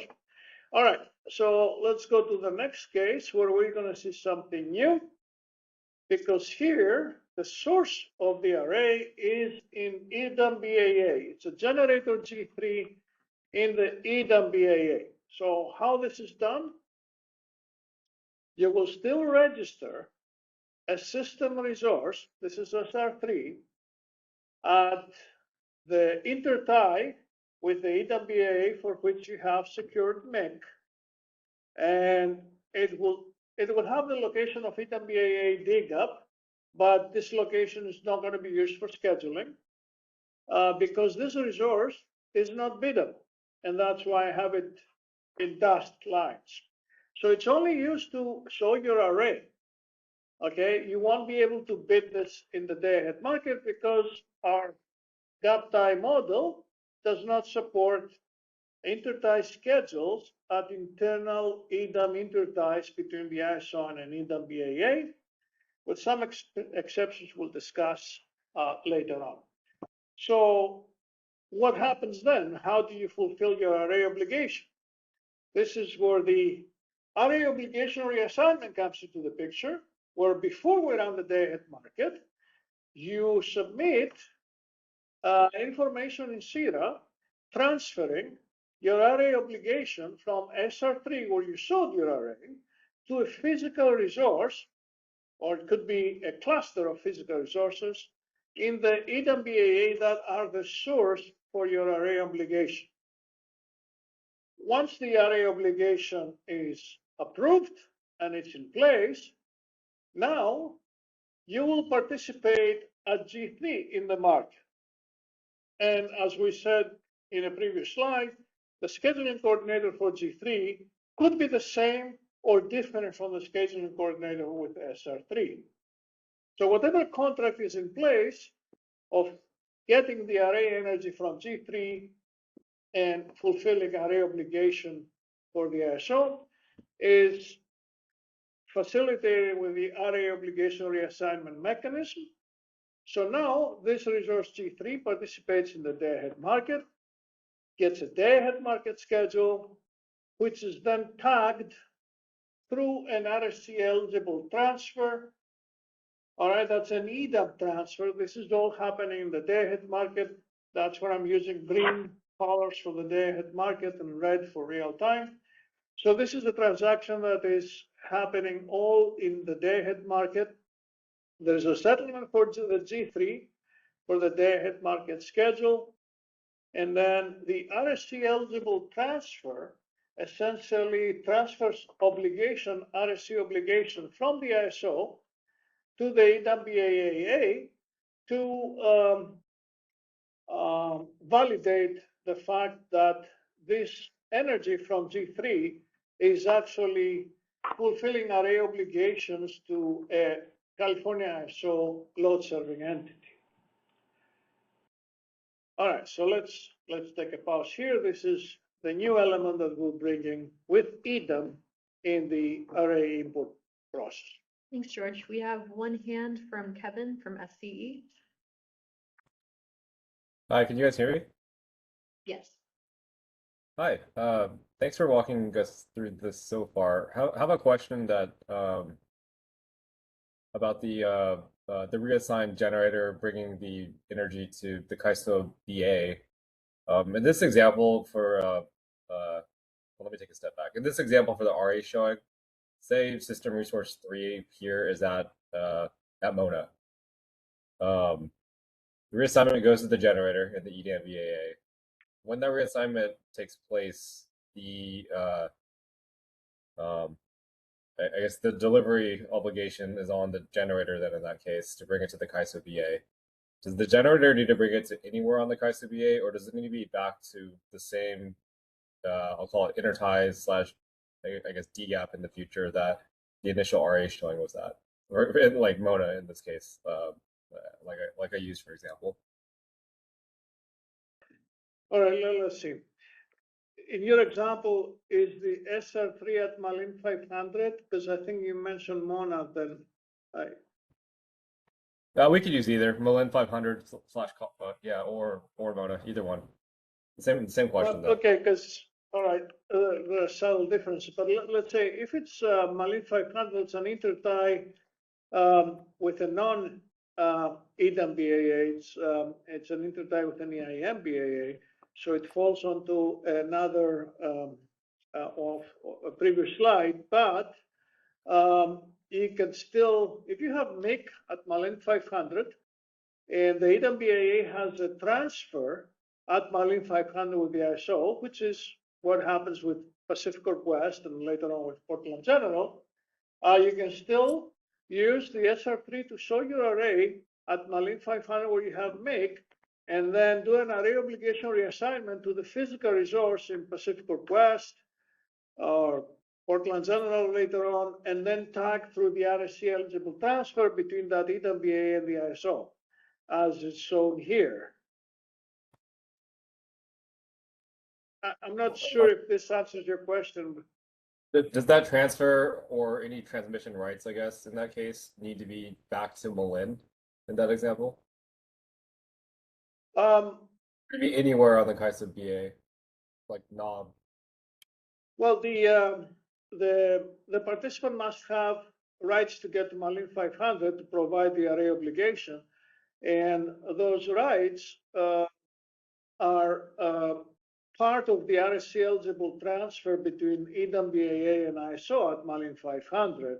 So when you tag through the RSC eligible transfer, you're using your rights, and the EDAM entity will verify, and of course, when you tag, will verify that you have rights on the transfer that they have set up between the ISO and their BAA. I'm not sure the question. Maybe I'm not giving you a good answer because I'm not sure exactly what your question is.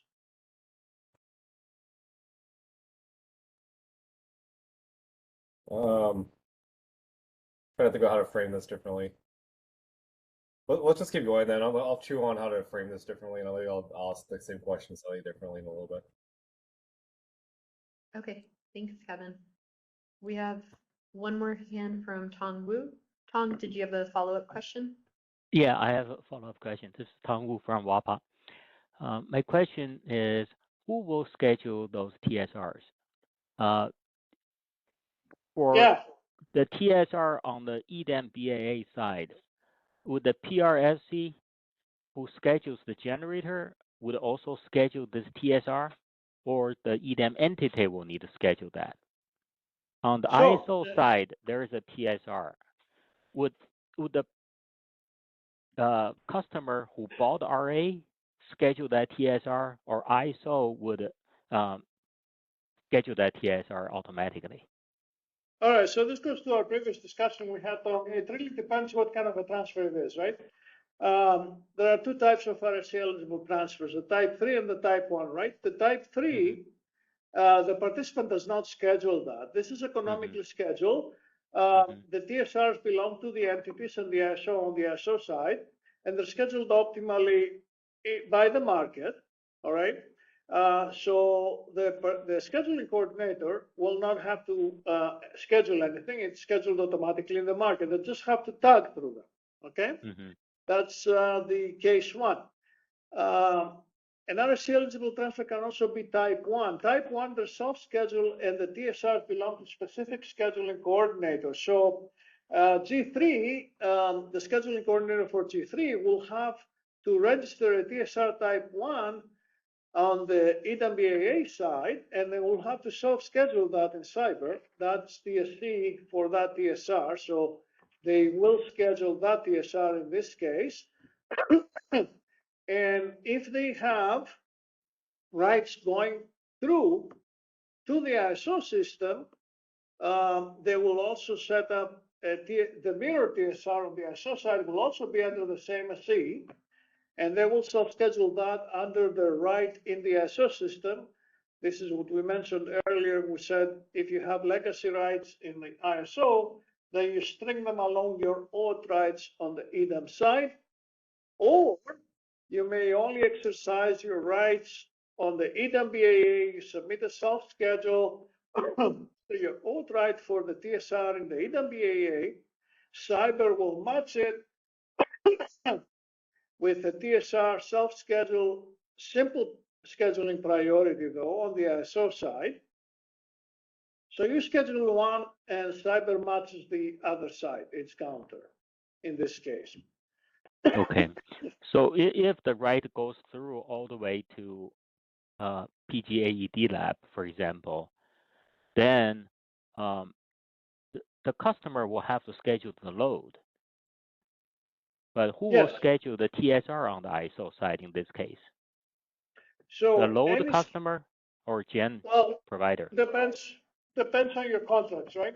So any scheduling coordinator can register the TSR type 1 and schedule it. It could be the load serving entity, or it could be the scheduling coordinator that provides the array obligation.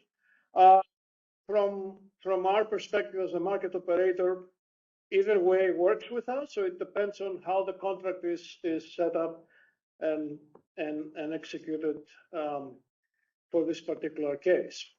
There will be indeed a load resource at the DLAP wherever it's going that will have to be self-scheduled under the same CRN. It's the same contract reference number, so you string G3, the two TSRs, and that load schedule under the set of CRNs that connect them. Can the load customer also schedule the TSR in the EDM BAA? If they have rights in EDM BAA, yes. Okay. They must have rights to exercise them. So if the LSC or whoever is that scheduling coordinator have rights, all rights in EDM BAA, yes, they can schedule the TSR type 1. Right. And that TSR on the EDM BAA side, if it's registered with the ISO, can this load serving entity register that even though it's outside of ISO? No, I'm sorry. Tom, the TSR at the ISO boundary, that is registered for the ISO if there are no contracts specific for the ISO transmission. If you're using UFERM use, for example, for the ISO lag. The TSR on the EWBAA side, it cannot be ISO. It will have to be the scheduling coordinator that has rights on the EWBAA side. I don't know. Was this your question? Yeah. No. My question is, in the situation where the customer has the transmission right. So let's say we gave the customer transmission right, all the way from the gen to their load. In this case, can the customer schedule both TSRs? Yes. In the case where your load serving entity, whoever is your customer, they have acquired rights from you, sold them your rights in EWBAA, they can register both TSRs and schedule both TSRs and their load, but G3 still the scheduling coordinator for that G3. Right. Thank you very much, George. You answered my question. You're welcome. Thank you, Tom. And I'm not seeing any other questions at this time, so we can continue. All right, good. All right, so what if the source of array is in the day-ahead time frame? So in earlier presentations, we used the construct of the generic gap, the G gap, to have a process where we can have schedules in our market when the source of the energy is not known. Because we're simplifying now, saying that you're going to use the adjacent BAA DGAP in almost all circumstances, we don't believe that the GGAP concept is useful. We found it to be problematic because you had to buy back your day-ahead schedule. I don't know if you remember what we discussed about the GGAP back then. So at this point, we think it's much simpler to continue using the adjacent BAA DGAP and simply bridge through this. So we'll show you an example here of how you do that. So you don't know where the array source is, but you do know the intertie you're going to tag for it because you have MIC on that intertie. So you start with a system resource that is registered on that ISO intertie that you have a MIC, and this is using the adjacent BAA DGAP. So it starts the same way as before. You use this resource to show array. This resource is biddable in the day-ahead market. So you bid in the day-ahead market to fulfill your array obligation, gets a day-ahead market schedule. In real time, the EIM entity mirrors it and puts a base schedule to mirror it. And now, simply in real time, you have to bridge to that schedule. Of course, real time come, you should know where your source for the array energy is. And now you have all the various options that we have already visited about how you bridge your schedules from the source. So it could be a generator in the EIM BAA. It could be an import from a non-EIM BAA to that adjacent BAA willing through, or it could be a generating resource in a non-adjacent EIM BAA using a base transfer to connect. So we've seen all these individual cases. So whatever the case is, your array source was not known the day ahead. You used your adjacent BAA DGAP to bid it in the day ahead, and then you simply bridge it in real time, and you have a new element now with the EDAM BAA. If it is a generating resource in an EDAM BAA, you still bridge using a real-time transfer to bring it to the adjacent EIM BAA. This is a real-time transfer. It's not a base transfer. Remember, base transfers are only between EIM BAAs. EDAM BAAs and the ISO don't have base transfers, so this is an ETSR, all right? It's a real-time transfer. And all of this on the left side are base schedules, so there's no real-time settlement. However, EDAM BAAs, there are no base schedules. There is a settlement for that G3. So G3 will get a real-time market schedule and a real-time settlement. So now you have a day-ahead market settlement for the SR1 from the day ahead, and then a real-time settlement for G3 in the EDAM BAA. Your array obligation is still with the SR1. There has not been an array obligation reassignment in this example because you didn't know where your source was. And in real time, you cannot do a real-time array obligation reassignment. We simplified the process by taking that out. If in your comments to us, you point out that you like this feature, you find use for this feature, it's still in our design.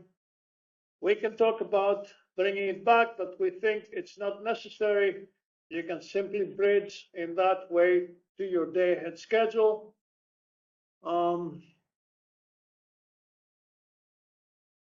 As you know, the TSRs are not settled.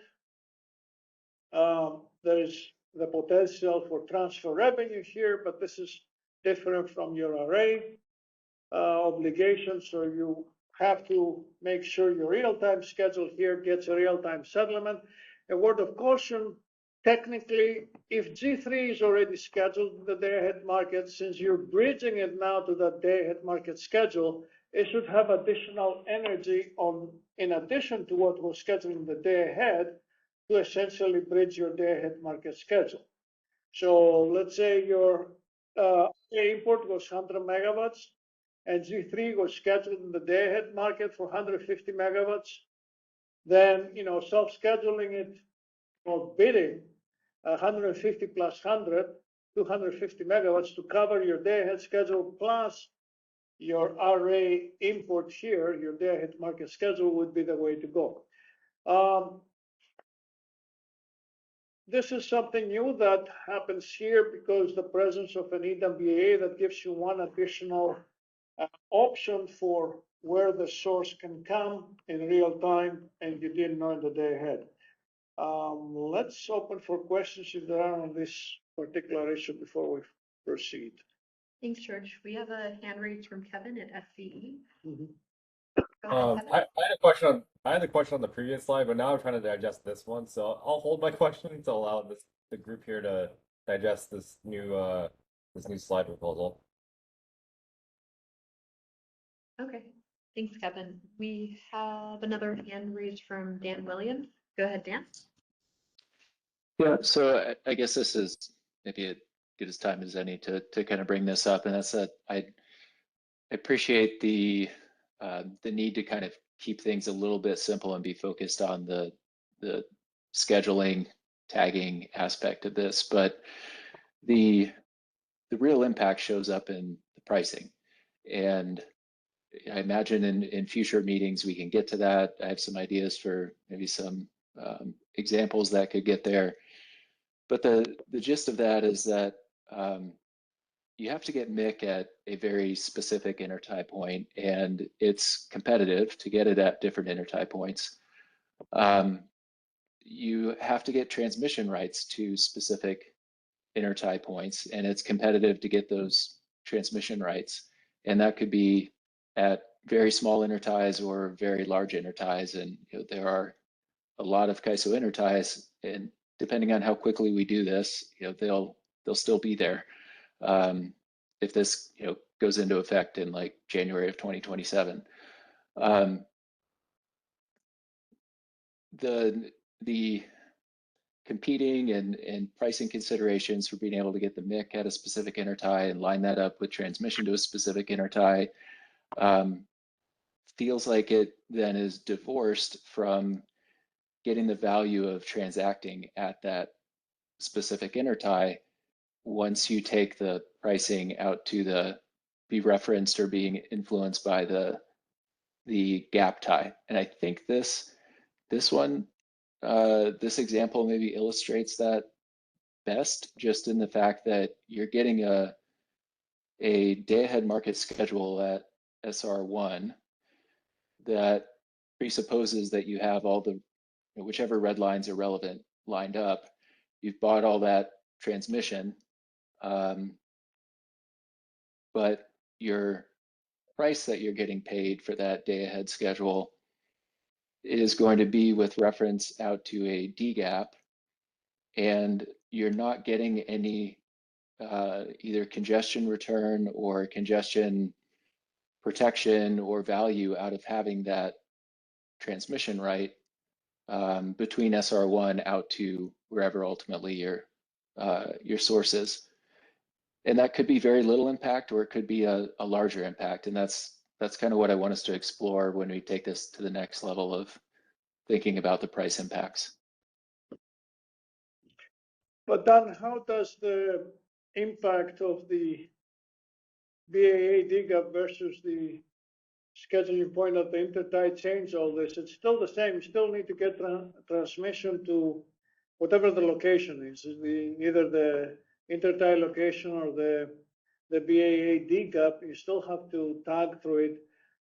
I think the same picture today, if that EDAM BAA with G3 was an EIM BAA, you will do it the same way like in G2, but you will use base transfers, your bilateral, so you don't have a settlement exposure in real time because of the base schedules. You still use your rights that you have acquired to go from G2 to the intertie, through the intertie, and bridge it with the day-ahead schedule, wherever this is located, whether the location is the scheduling point at the intertie location or the DGAP, doesn't matter. You still have to get this. You schedule it and tag it the same way. The only thing that changes here is that now you have an EIM BAA that joins EDAM, right? So now you don't have base schedules anymore. Everything that is scheduled for an EDAM BAA gets a settlement. So I don't think this is something that happens because of our DGAP location. This is something happens because the market has a new BAA entrant, and now there are settlement in real time for that G3. The scheduling coordinator still has to acquire rights the same way like before to get to whatever is the location for this SR1, right? That doesn't change. They still have to tag the same way, but now there's a real time and a day-ahead market settlement for resources in EDAM BAA. That's because of the new market. It's not because of the introduction of the DGAP. Don't you agree? I'll try to make the example as simple and illustrative as possible, even if it's maybe factually off. So let's say you have an RA resource in Idaho, and you've lined up with an LSE who has MIC at Summit, and you've lined up NV Energy transmission rights to get to Summit from the Idaho system. That is one deal structure where you're going to get paid as the importer, based on that Summit price. if you move to, though, being priced at a D gap, you still have to get the transmission to Summit, but the pricing is going to, the location being for the injection being moved from the SP tie at Summit out to the NV Energy D gap is going to change how that congestion materializes and what the prices are at different points. And it seems like in the situation where you have multiple intertie points with a single BA, stretching from, I don't know, Summit down to Meade or El Dorado, that there's just very different impacts on the mix side, on the transmission side, and then what you're actually getting paid out of the day ahead market as the SC that's importing. Okay, so I think your question is related to CRA then, on how you can maybe it recover. maybe it is, and that's the link. Say again? Maybe that's the link that I'm looking for, is in the, like, this is covering the scheduling, but the scheduling has an impact on the pricing, and it's hard to think about whether the scheduling is proper, or is a big change from today, small change from today, without thinking about the larger, like, pricing impacts that would be felt by the entities that are actually doing the scheduling.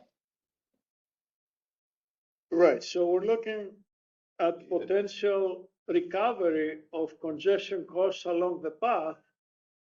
For within the ISO, there is the mechanism of the congestion revenue right.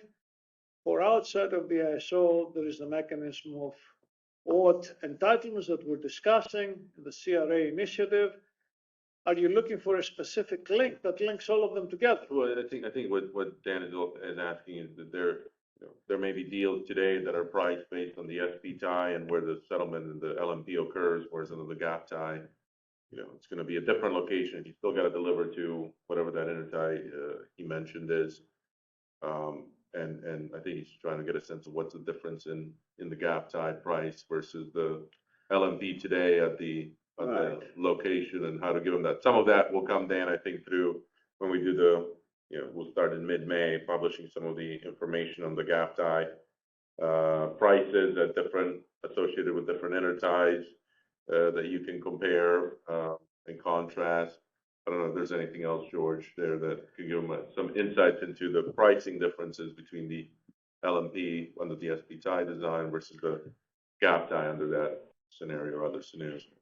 This is exactly the reason why we're doing the transitional period, to provide a transition for the new paradigm here and facilitate the adaptation of those contracts to the potential change in the price. And as I said earlier, we are open to continue supporting the existing SP tie price as a potential price and location for inter-SC trades that facilitate financial arrangements. Yeah, and some of that, so then, some of that, as we mentioned, there's going to be information on OASIS available. We can walk through some additional examples to illustrate the LMP differences, but I think this is the area where we noted, they're moving to the gap tie design may require some changes in the arrangements, commercial arrangements. Parties may have made, prices may be different at those locations, and through this transitional discussion, I think we're trying to illustrate as much as we can as to what the differences are practically in terms of how you transact and schedule.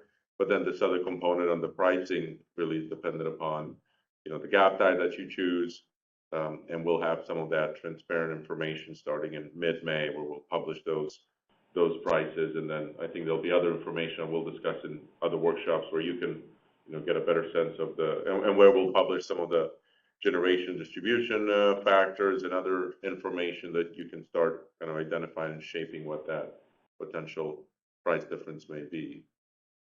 If that's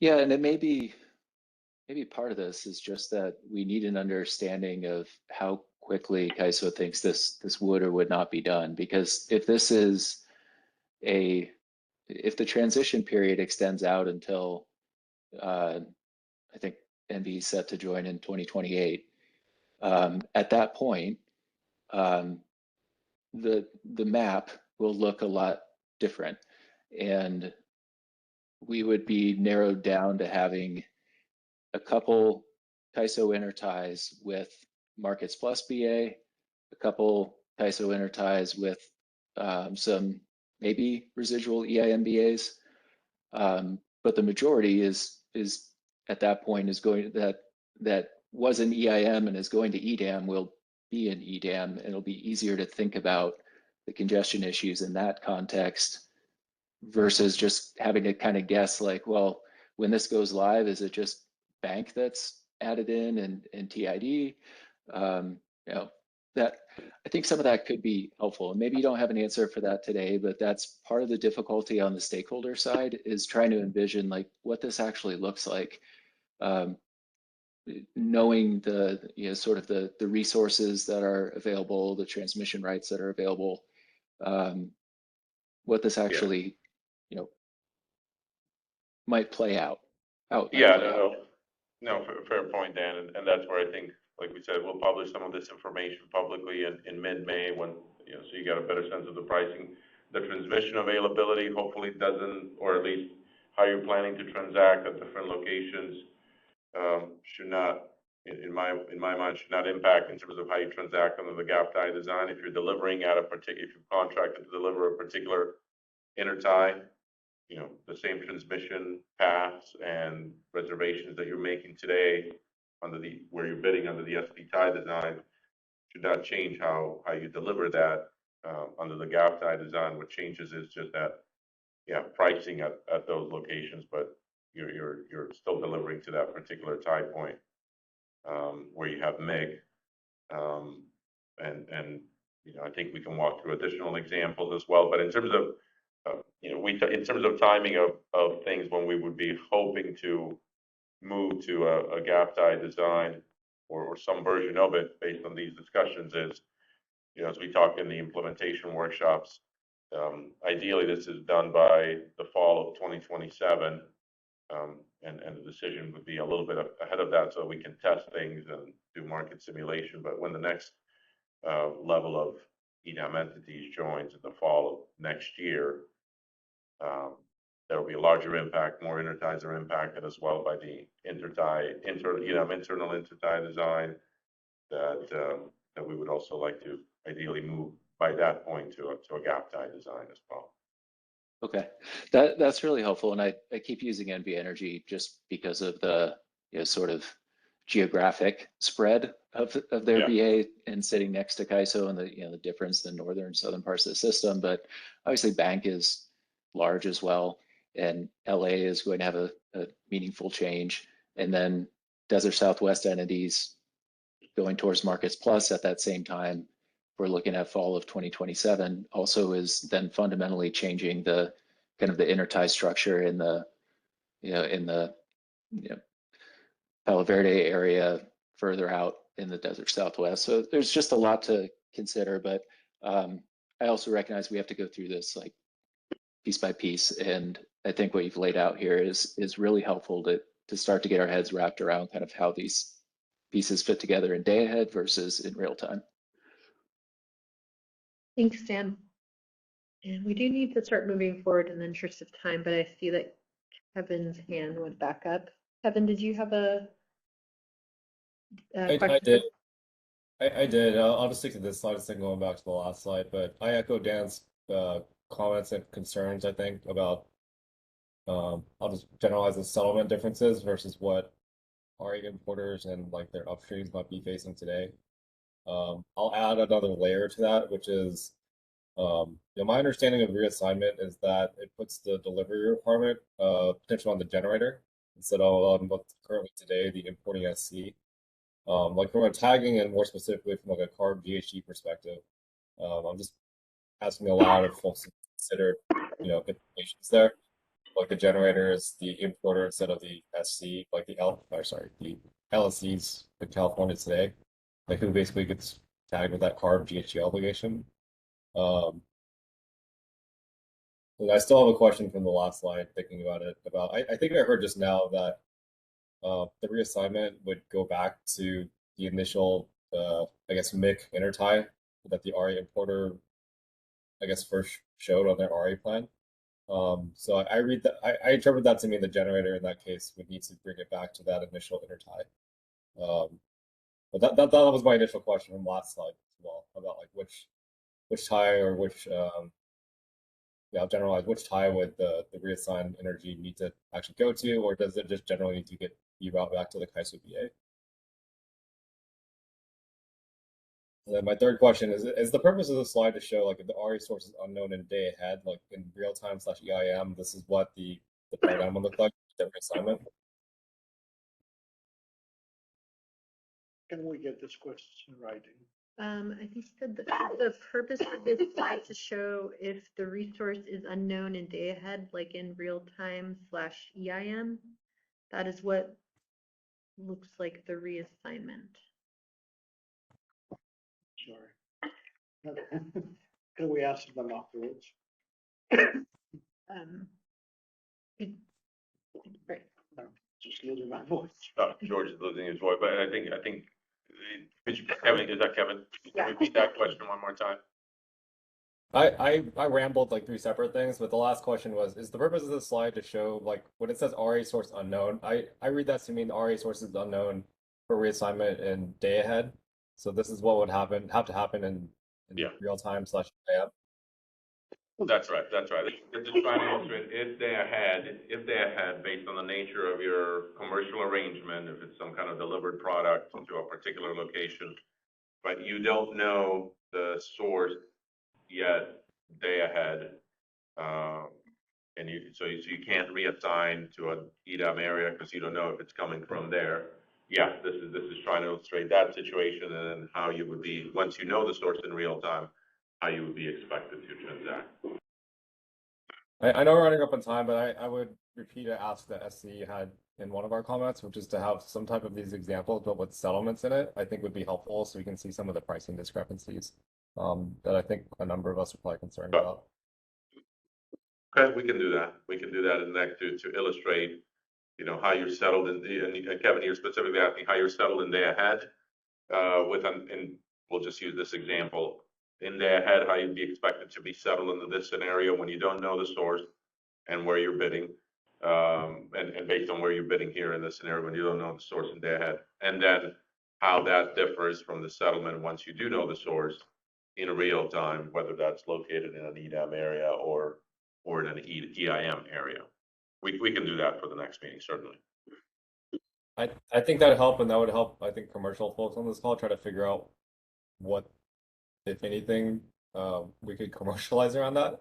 But I think right now we're all just kind of scratching our heads. It's kind of the take I have from this call. And previous ones. Yeah. So this is, if we can supplement this is procedurally what you would do, where you would bid. Now supplement that with a settlement distinction example, and what happens once you know the source and what the potential differences may be in day ahead versus real time. Got it. Yeah, I would say even procedurally too. Like there's a lot of arrows and diagrams, or there's a lot on these. It's a little hard to follow. I think Tong or somebody else asked earlier, like who and how could this actually be scheduled, and like what TSRs they may entail. I'd like to see that too, if possible. That would definitely help some of the frontline ops folks judging the market.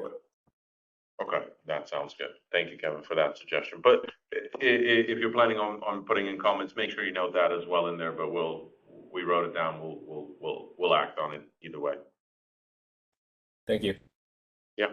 Thank you. And I'm not seeing any other questions coming in at this time, so I think we can continue to George's last couple of slides. Yeah, let's wrap this up. Wanted to touch a little bit on the EDAM transitional period we talked about a little bit earlier, and we just covered some elements on this. So after some feedback that we received on the initial proposal, and to provide some period for adjustment, we established a transitional period. We got FERC approval on that, and it has 2 elements, as Melos mentioned. First of all, during the transitional period, For ISO interties, we'll maintain the existing intertie location, the existing scheduling point. So we will not move to the adjacent BAA DGAP yet. So during the transitional period, it's business as usual for the ISO intertie participation. So we'll use that throughout all our systems, the existing SPTI for scheduling, for mirroring with the IEM BAAs, for schedule distribution, for CRR source and sync, for array imports, and the LNP calculation. Everything stays as today. And for internal interties, this is the second element of the transitional period. Internal interties are ISO interties to EDAM BAAs. Normally, there is no intertie scheduling there. As we discussed earlier, these are used by transfers between the ISO and EDAM BAAs.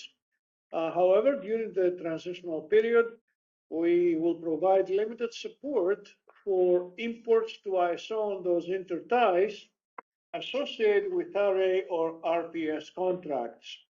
And the stipulation is that the source of this energy is either coming from outside of EDAM or it's unknown in the day-ahead market, because if it is known and it's an EDAM resource, then it should actually use the process of RA obligation reassignment before the day-ahead market. A little bit on the process, because we do not mirror intertie schedules with EDAM BAAs, because our basic design was not contemplating having intertie schedules at these intertie locations, because you only have transfers.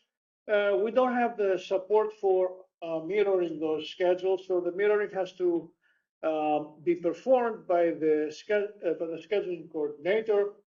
They have to register an export resource at the EDAM intertie, which is mirroring the ISO intertie on the EDAM side, and self-schedule the export to do the mirroring of the day-ahead schedule manually. The entity is not going to do that on their behalf. So this is the only complication that comes along with this process. And of course, then they have to bridge to the day-ahead schedule, similar to what we saw. A lot of words on this bullet, so we'll show you an example of how this is going to work. So we won't be using the RSC eligible transfer between EDAM BAA and ISO for this. This is an internal EDAM intertie. So for the transitional period and only the transitional period, a scheduling coordinator with or RPS contract will be able to register a system resource at that internal intertie at the existing SPTI location as today.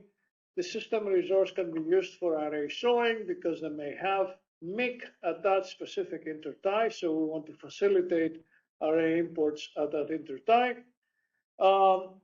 And this resource, if you compare with a few slides back, is a biddable resource during the transitional period. So you can use to bid it in the day-ahead market, so it will have a day-ahead market schedule. And then you just have to bridge to it.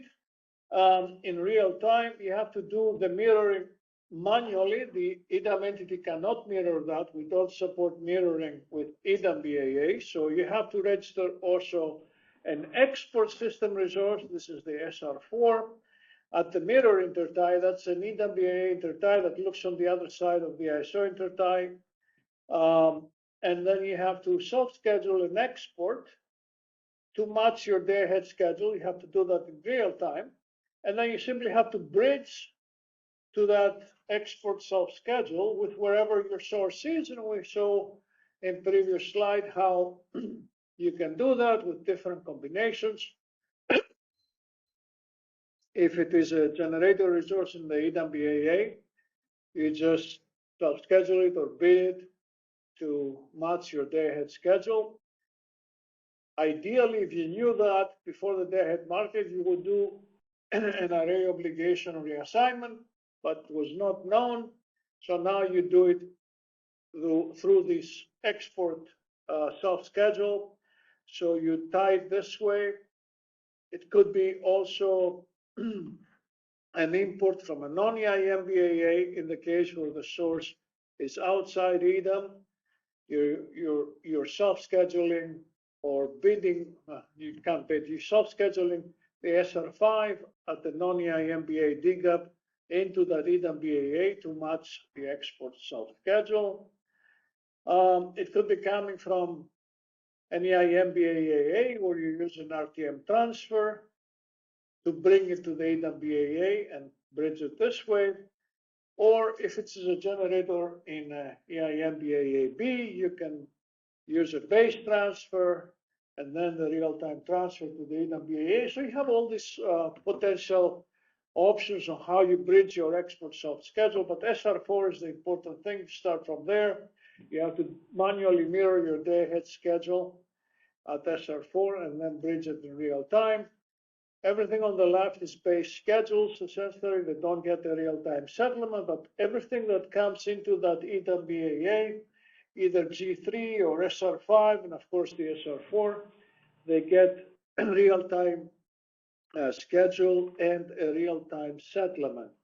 So this is how during the transitional period you can bring an array through an internal support with caveats, oppose with caveats, or no position as the way to prioritize the remaining initiatives.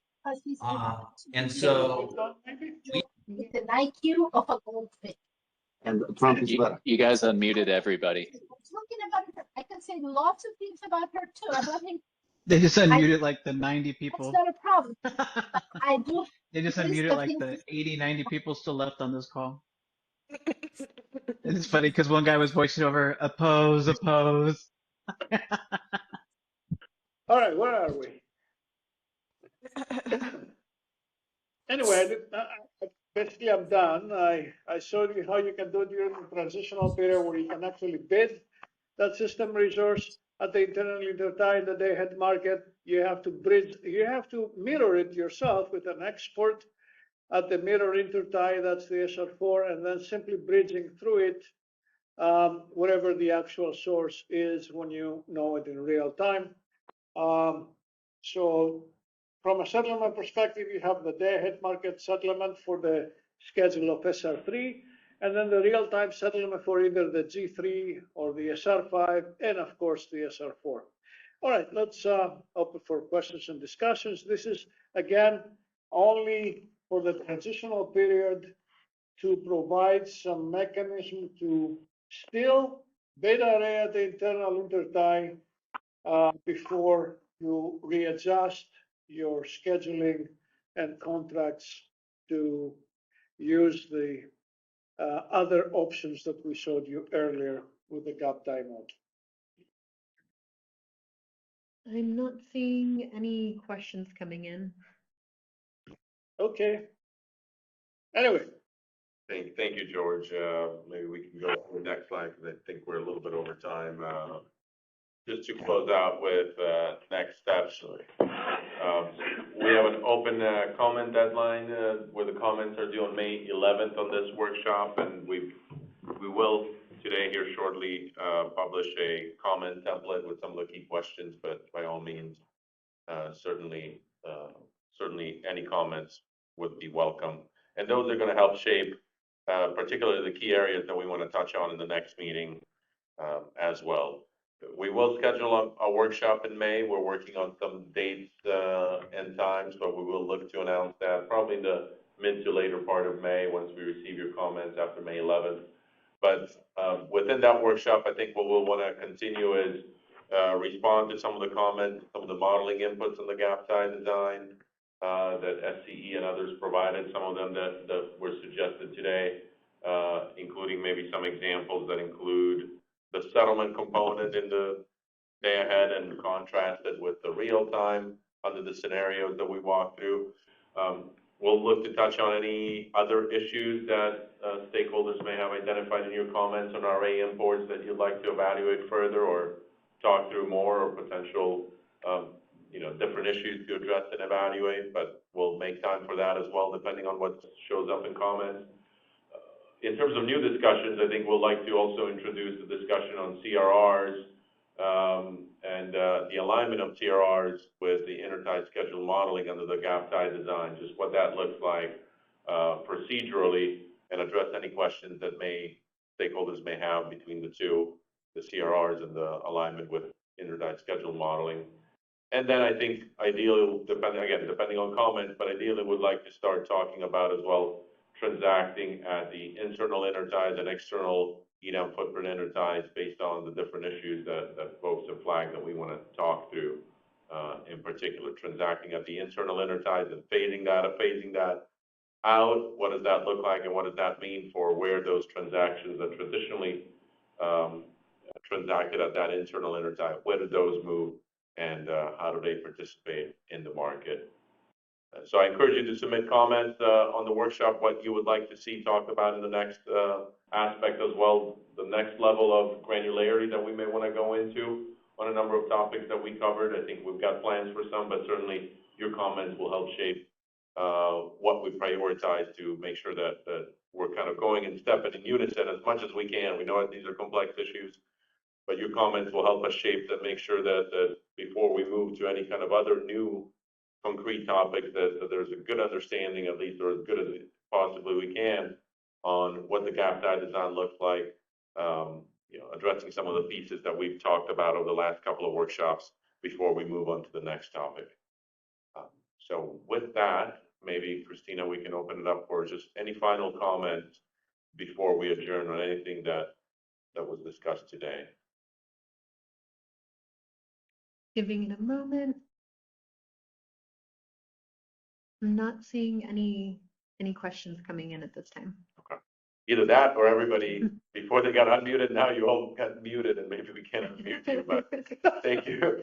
Thank you. Sorry for that little hiccup, but thank you everybody for bearing with us on a late Monday afternoon, and feel free to reach out to us offline as well before the next workshop or before comments are due with any questions or any clarifications we can provide, or any insights or suggestions, what you'd like to see, make sure that we cover in as much depth as possible that helps us continue to evaluate moving to this gap tie design.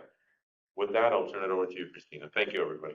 Thanks, Milos. Now I just have some quick announcements before we close out today's call. Here you can see some stakeholder meetings, comment deadlines that are occurring this week at the ISO.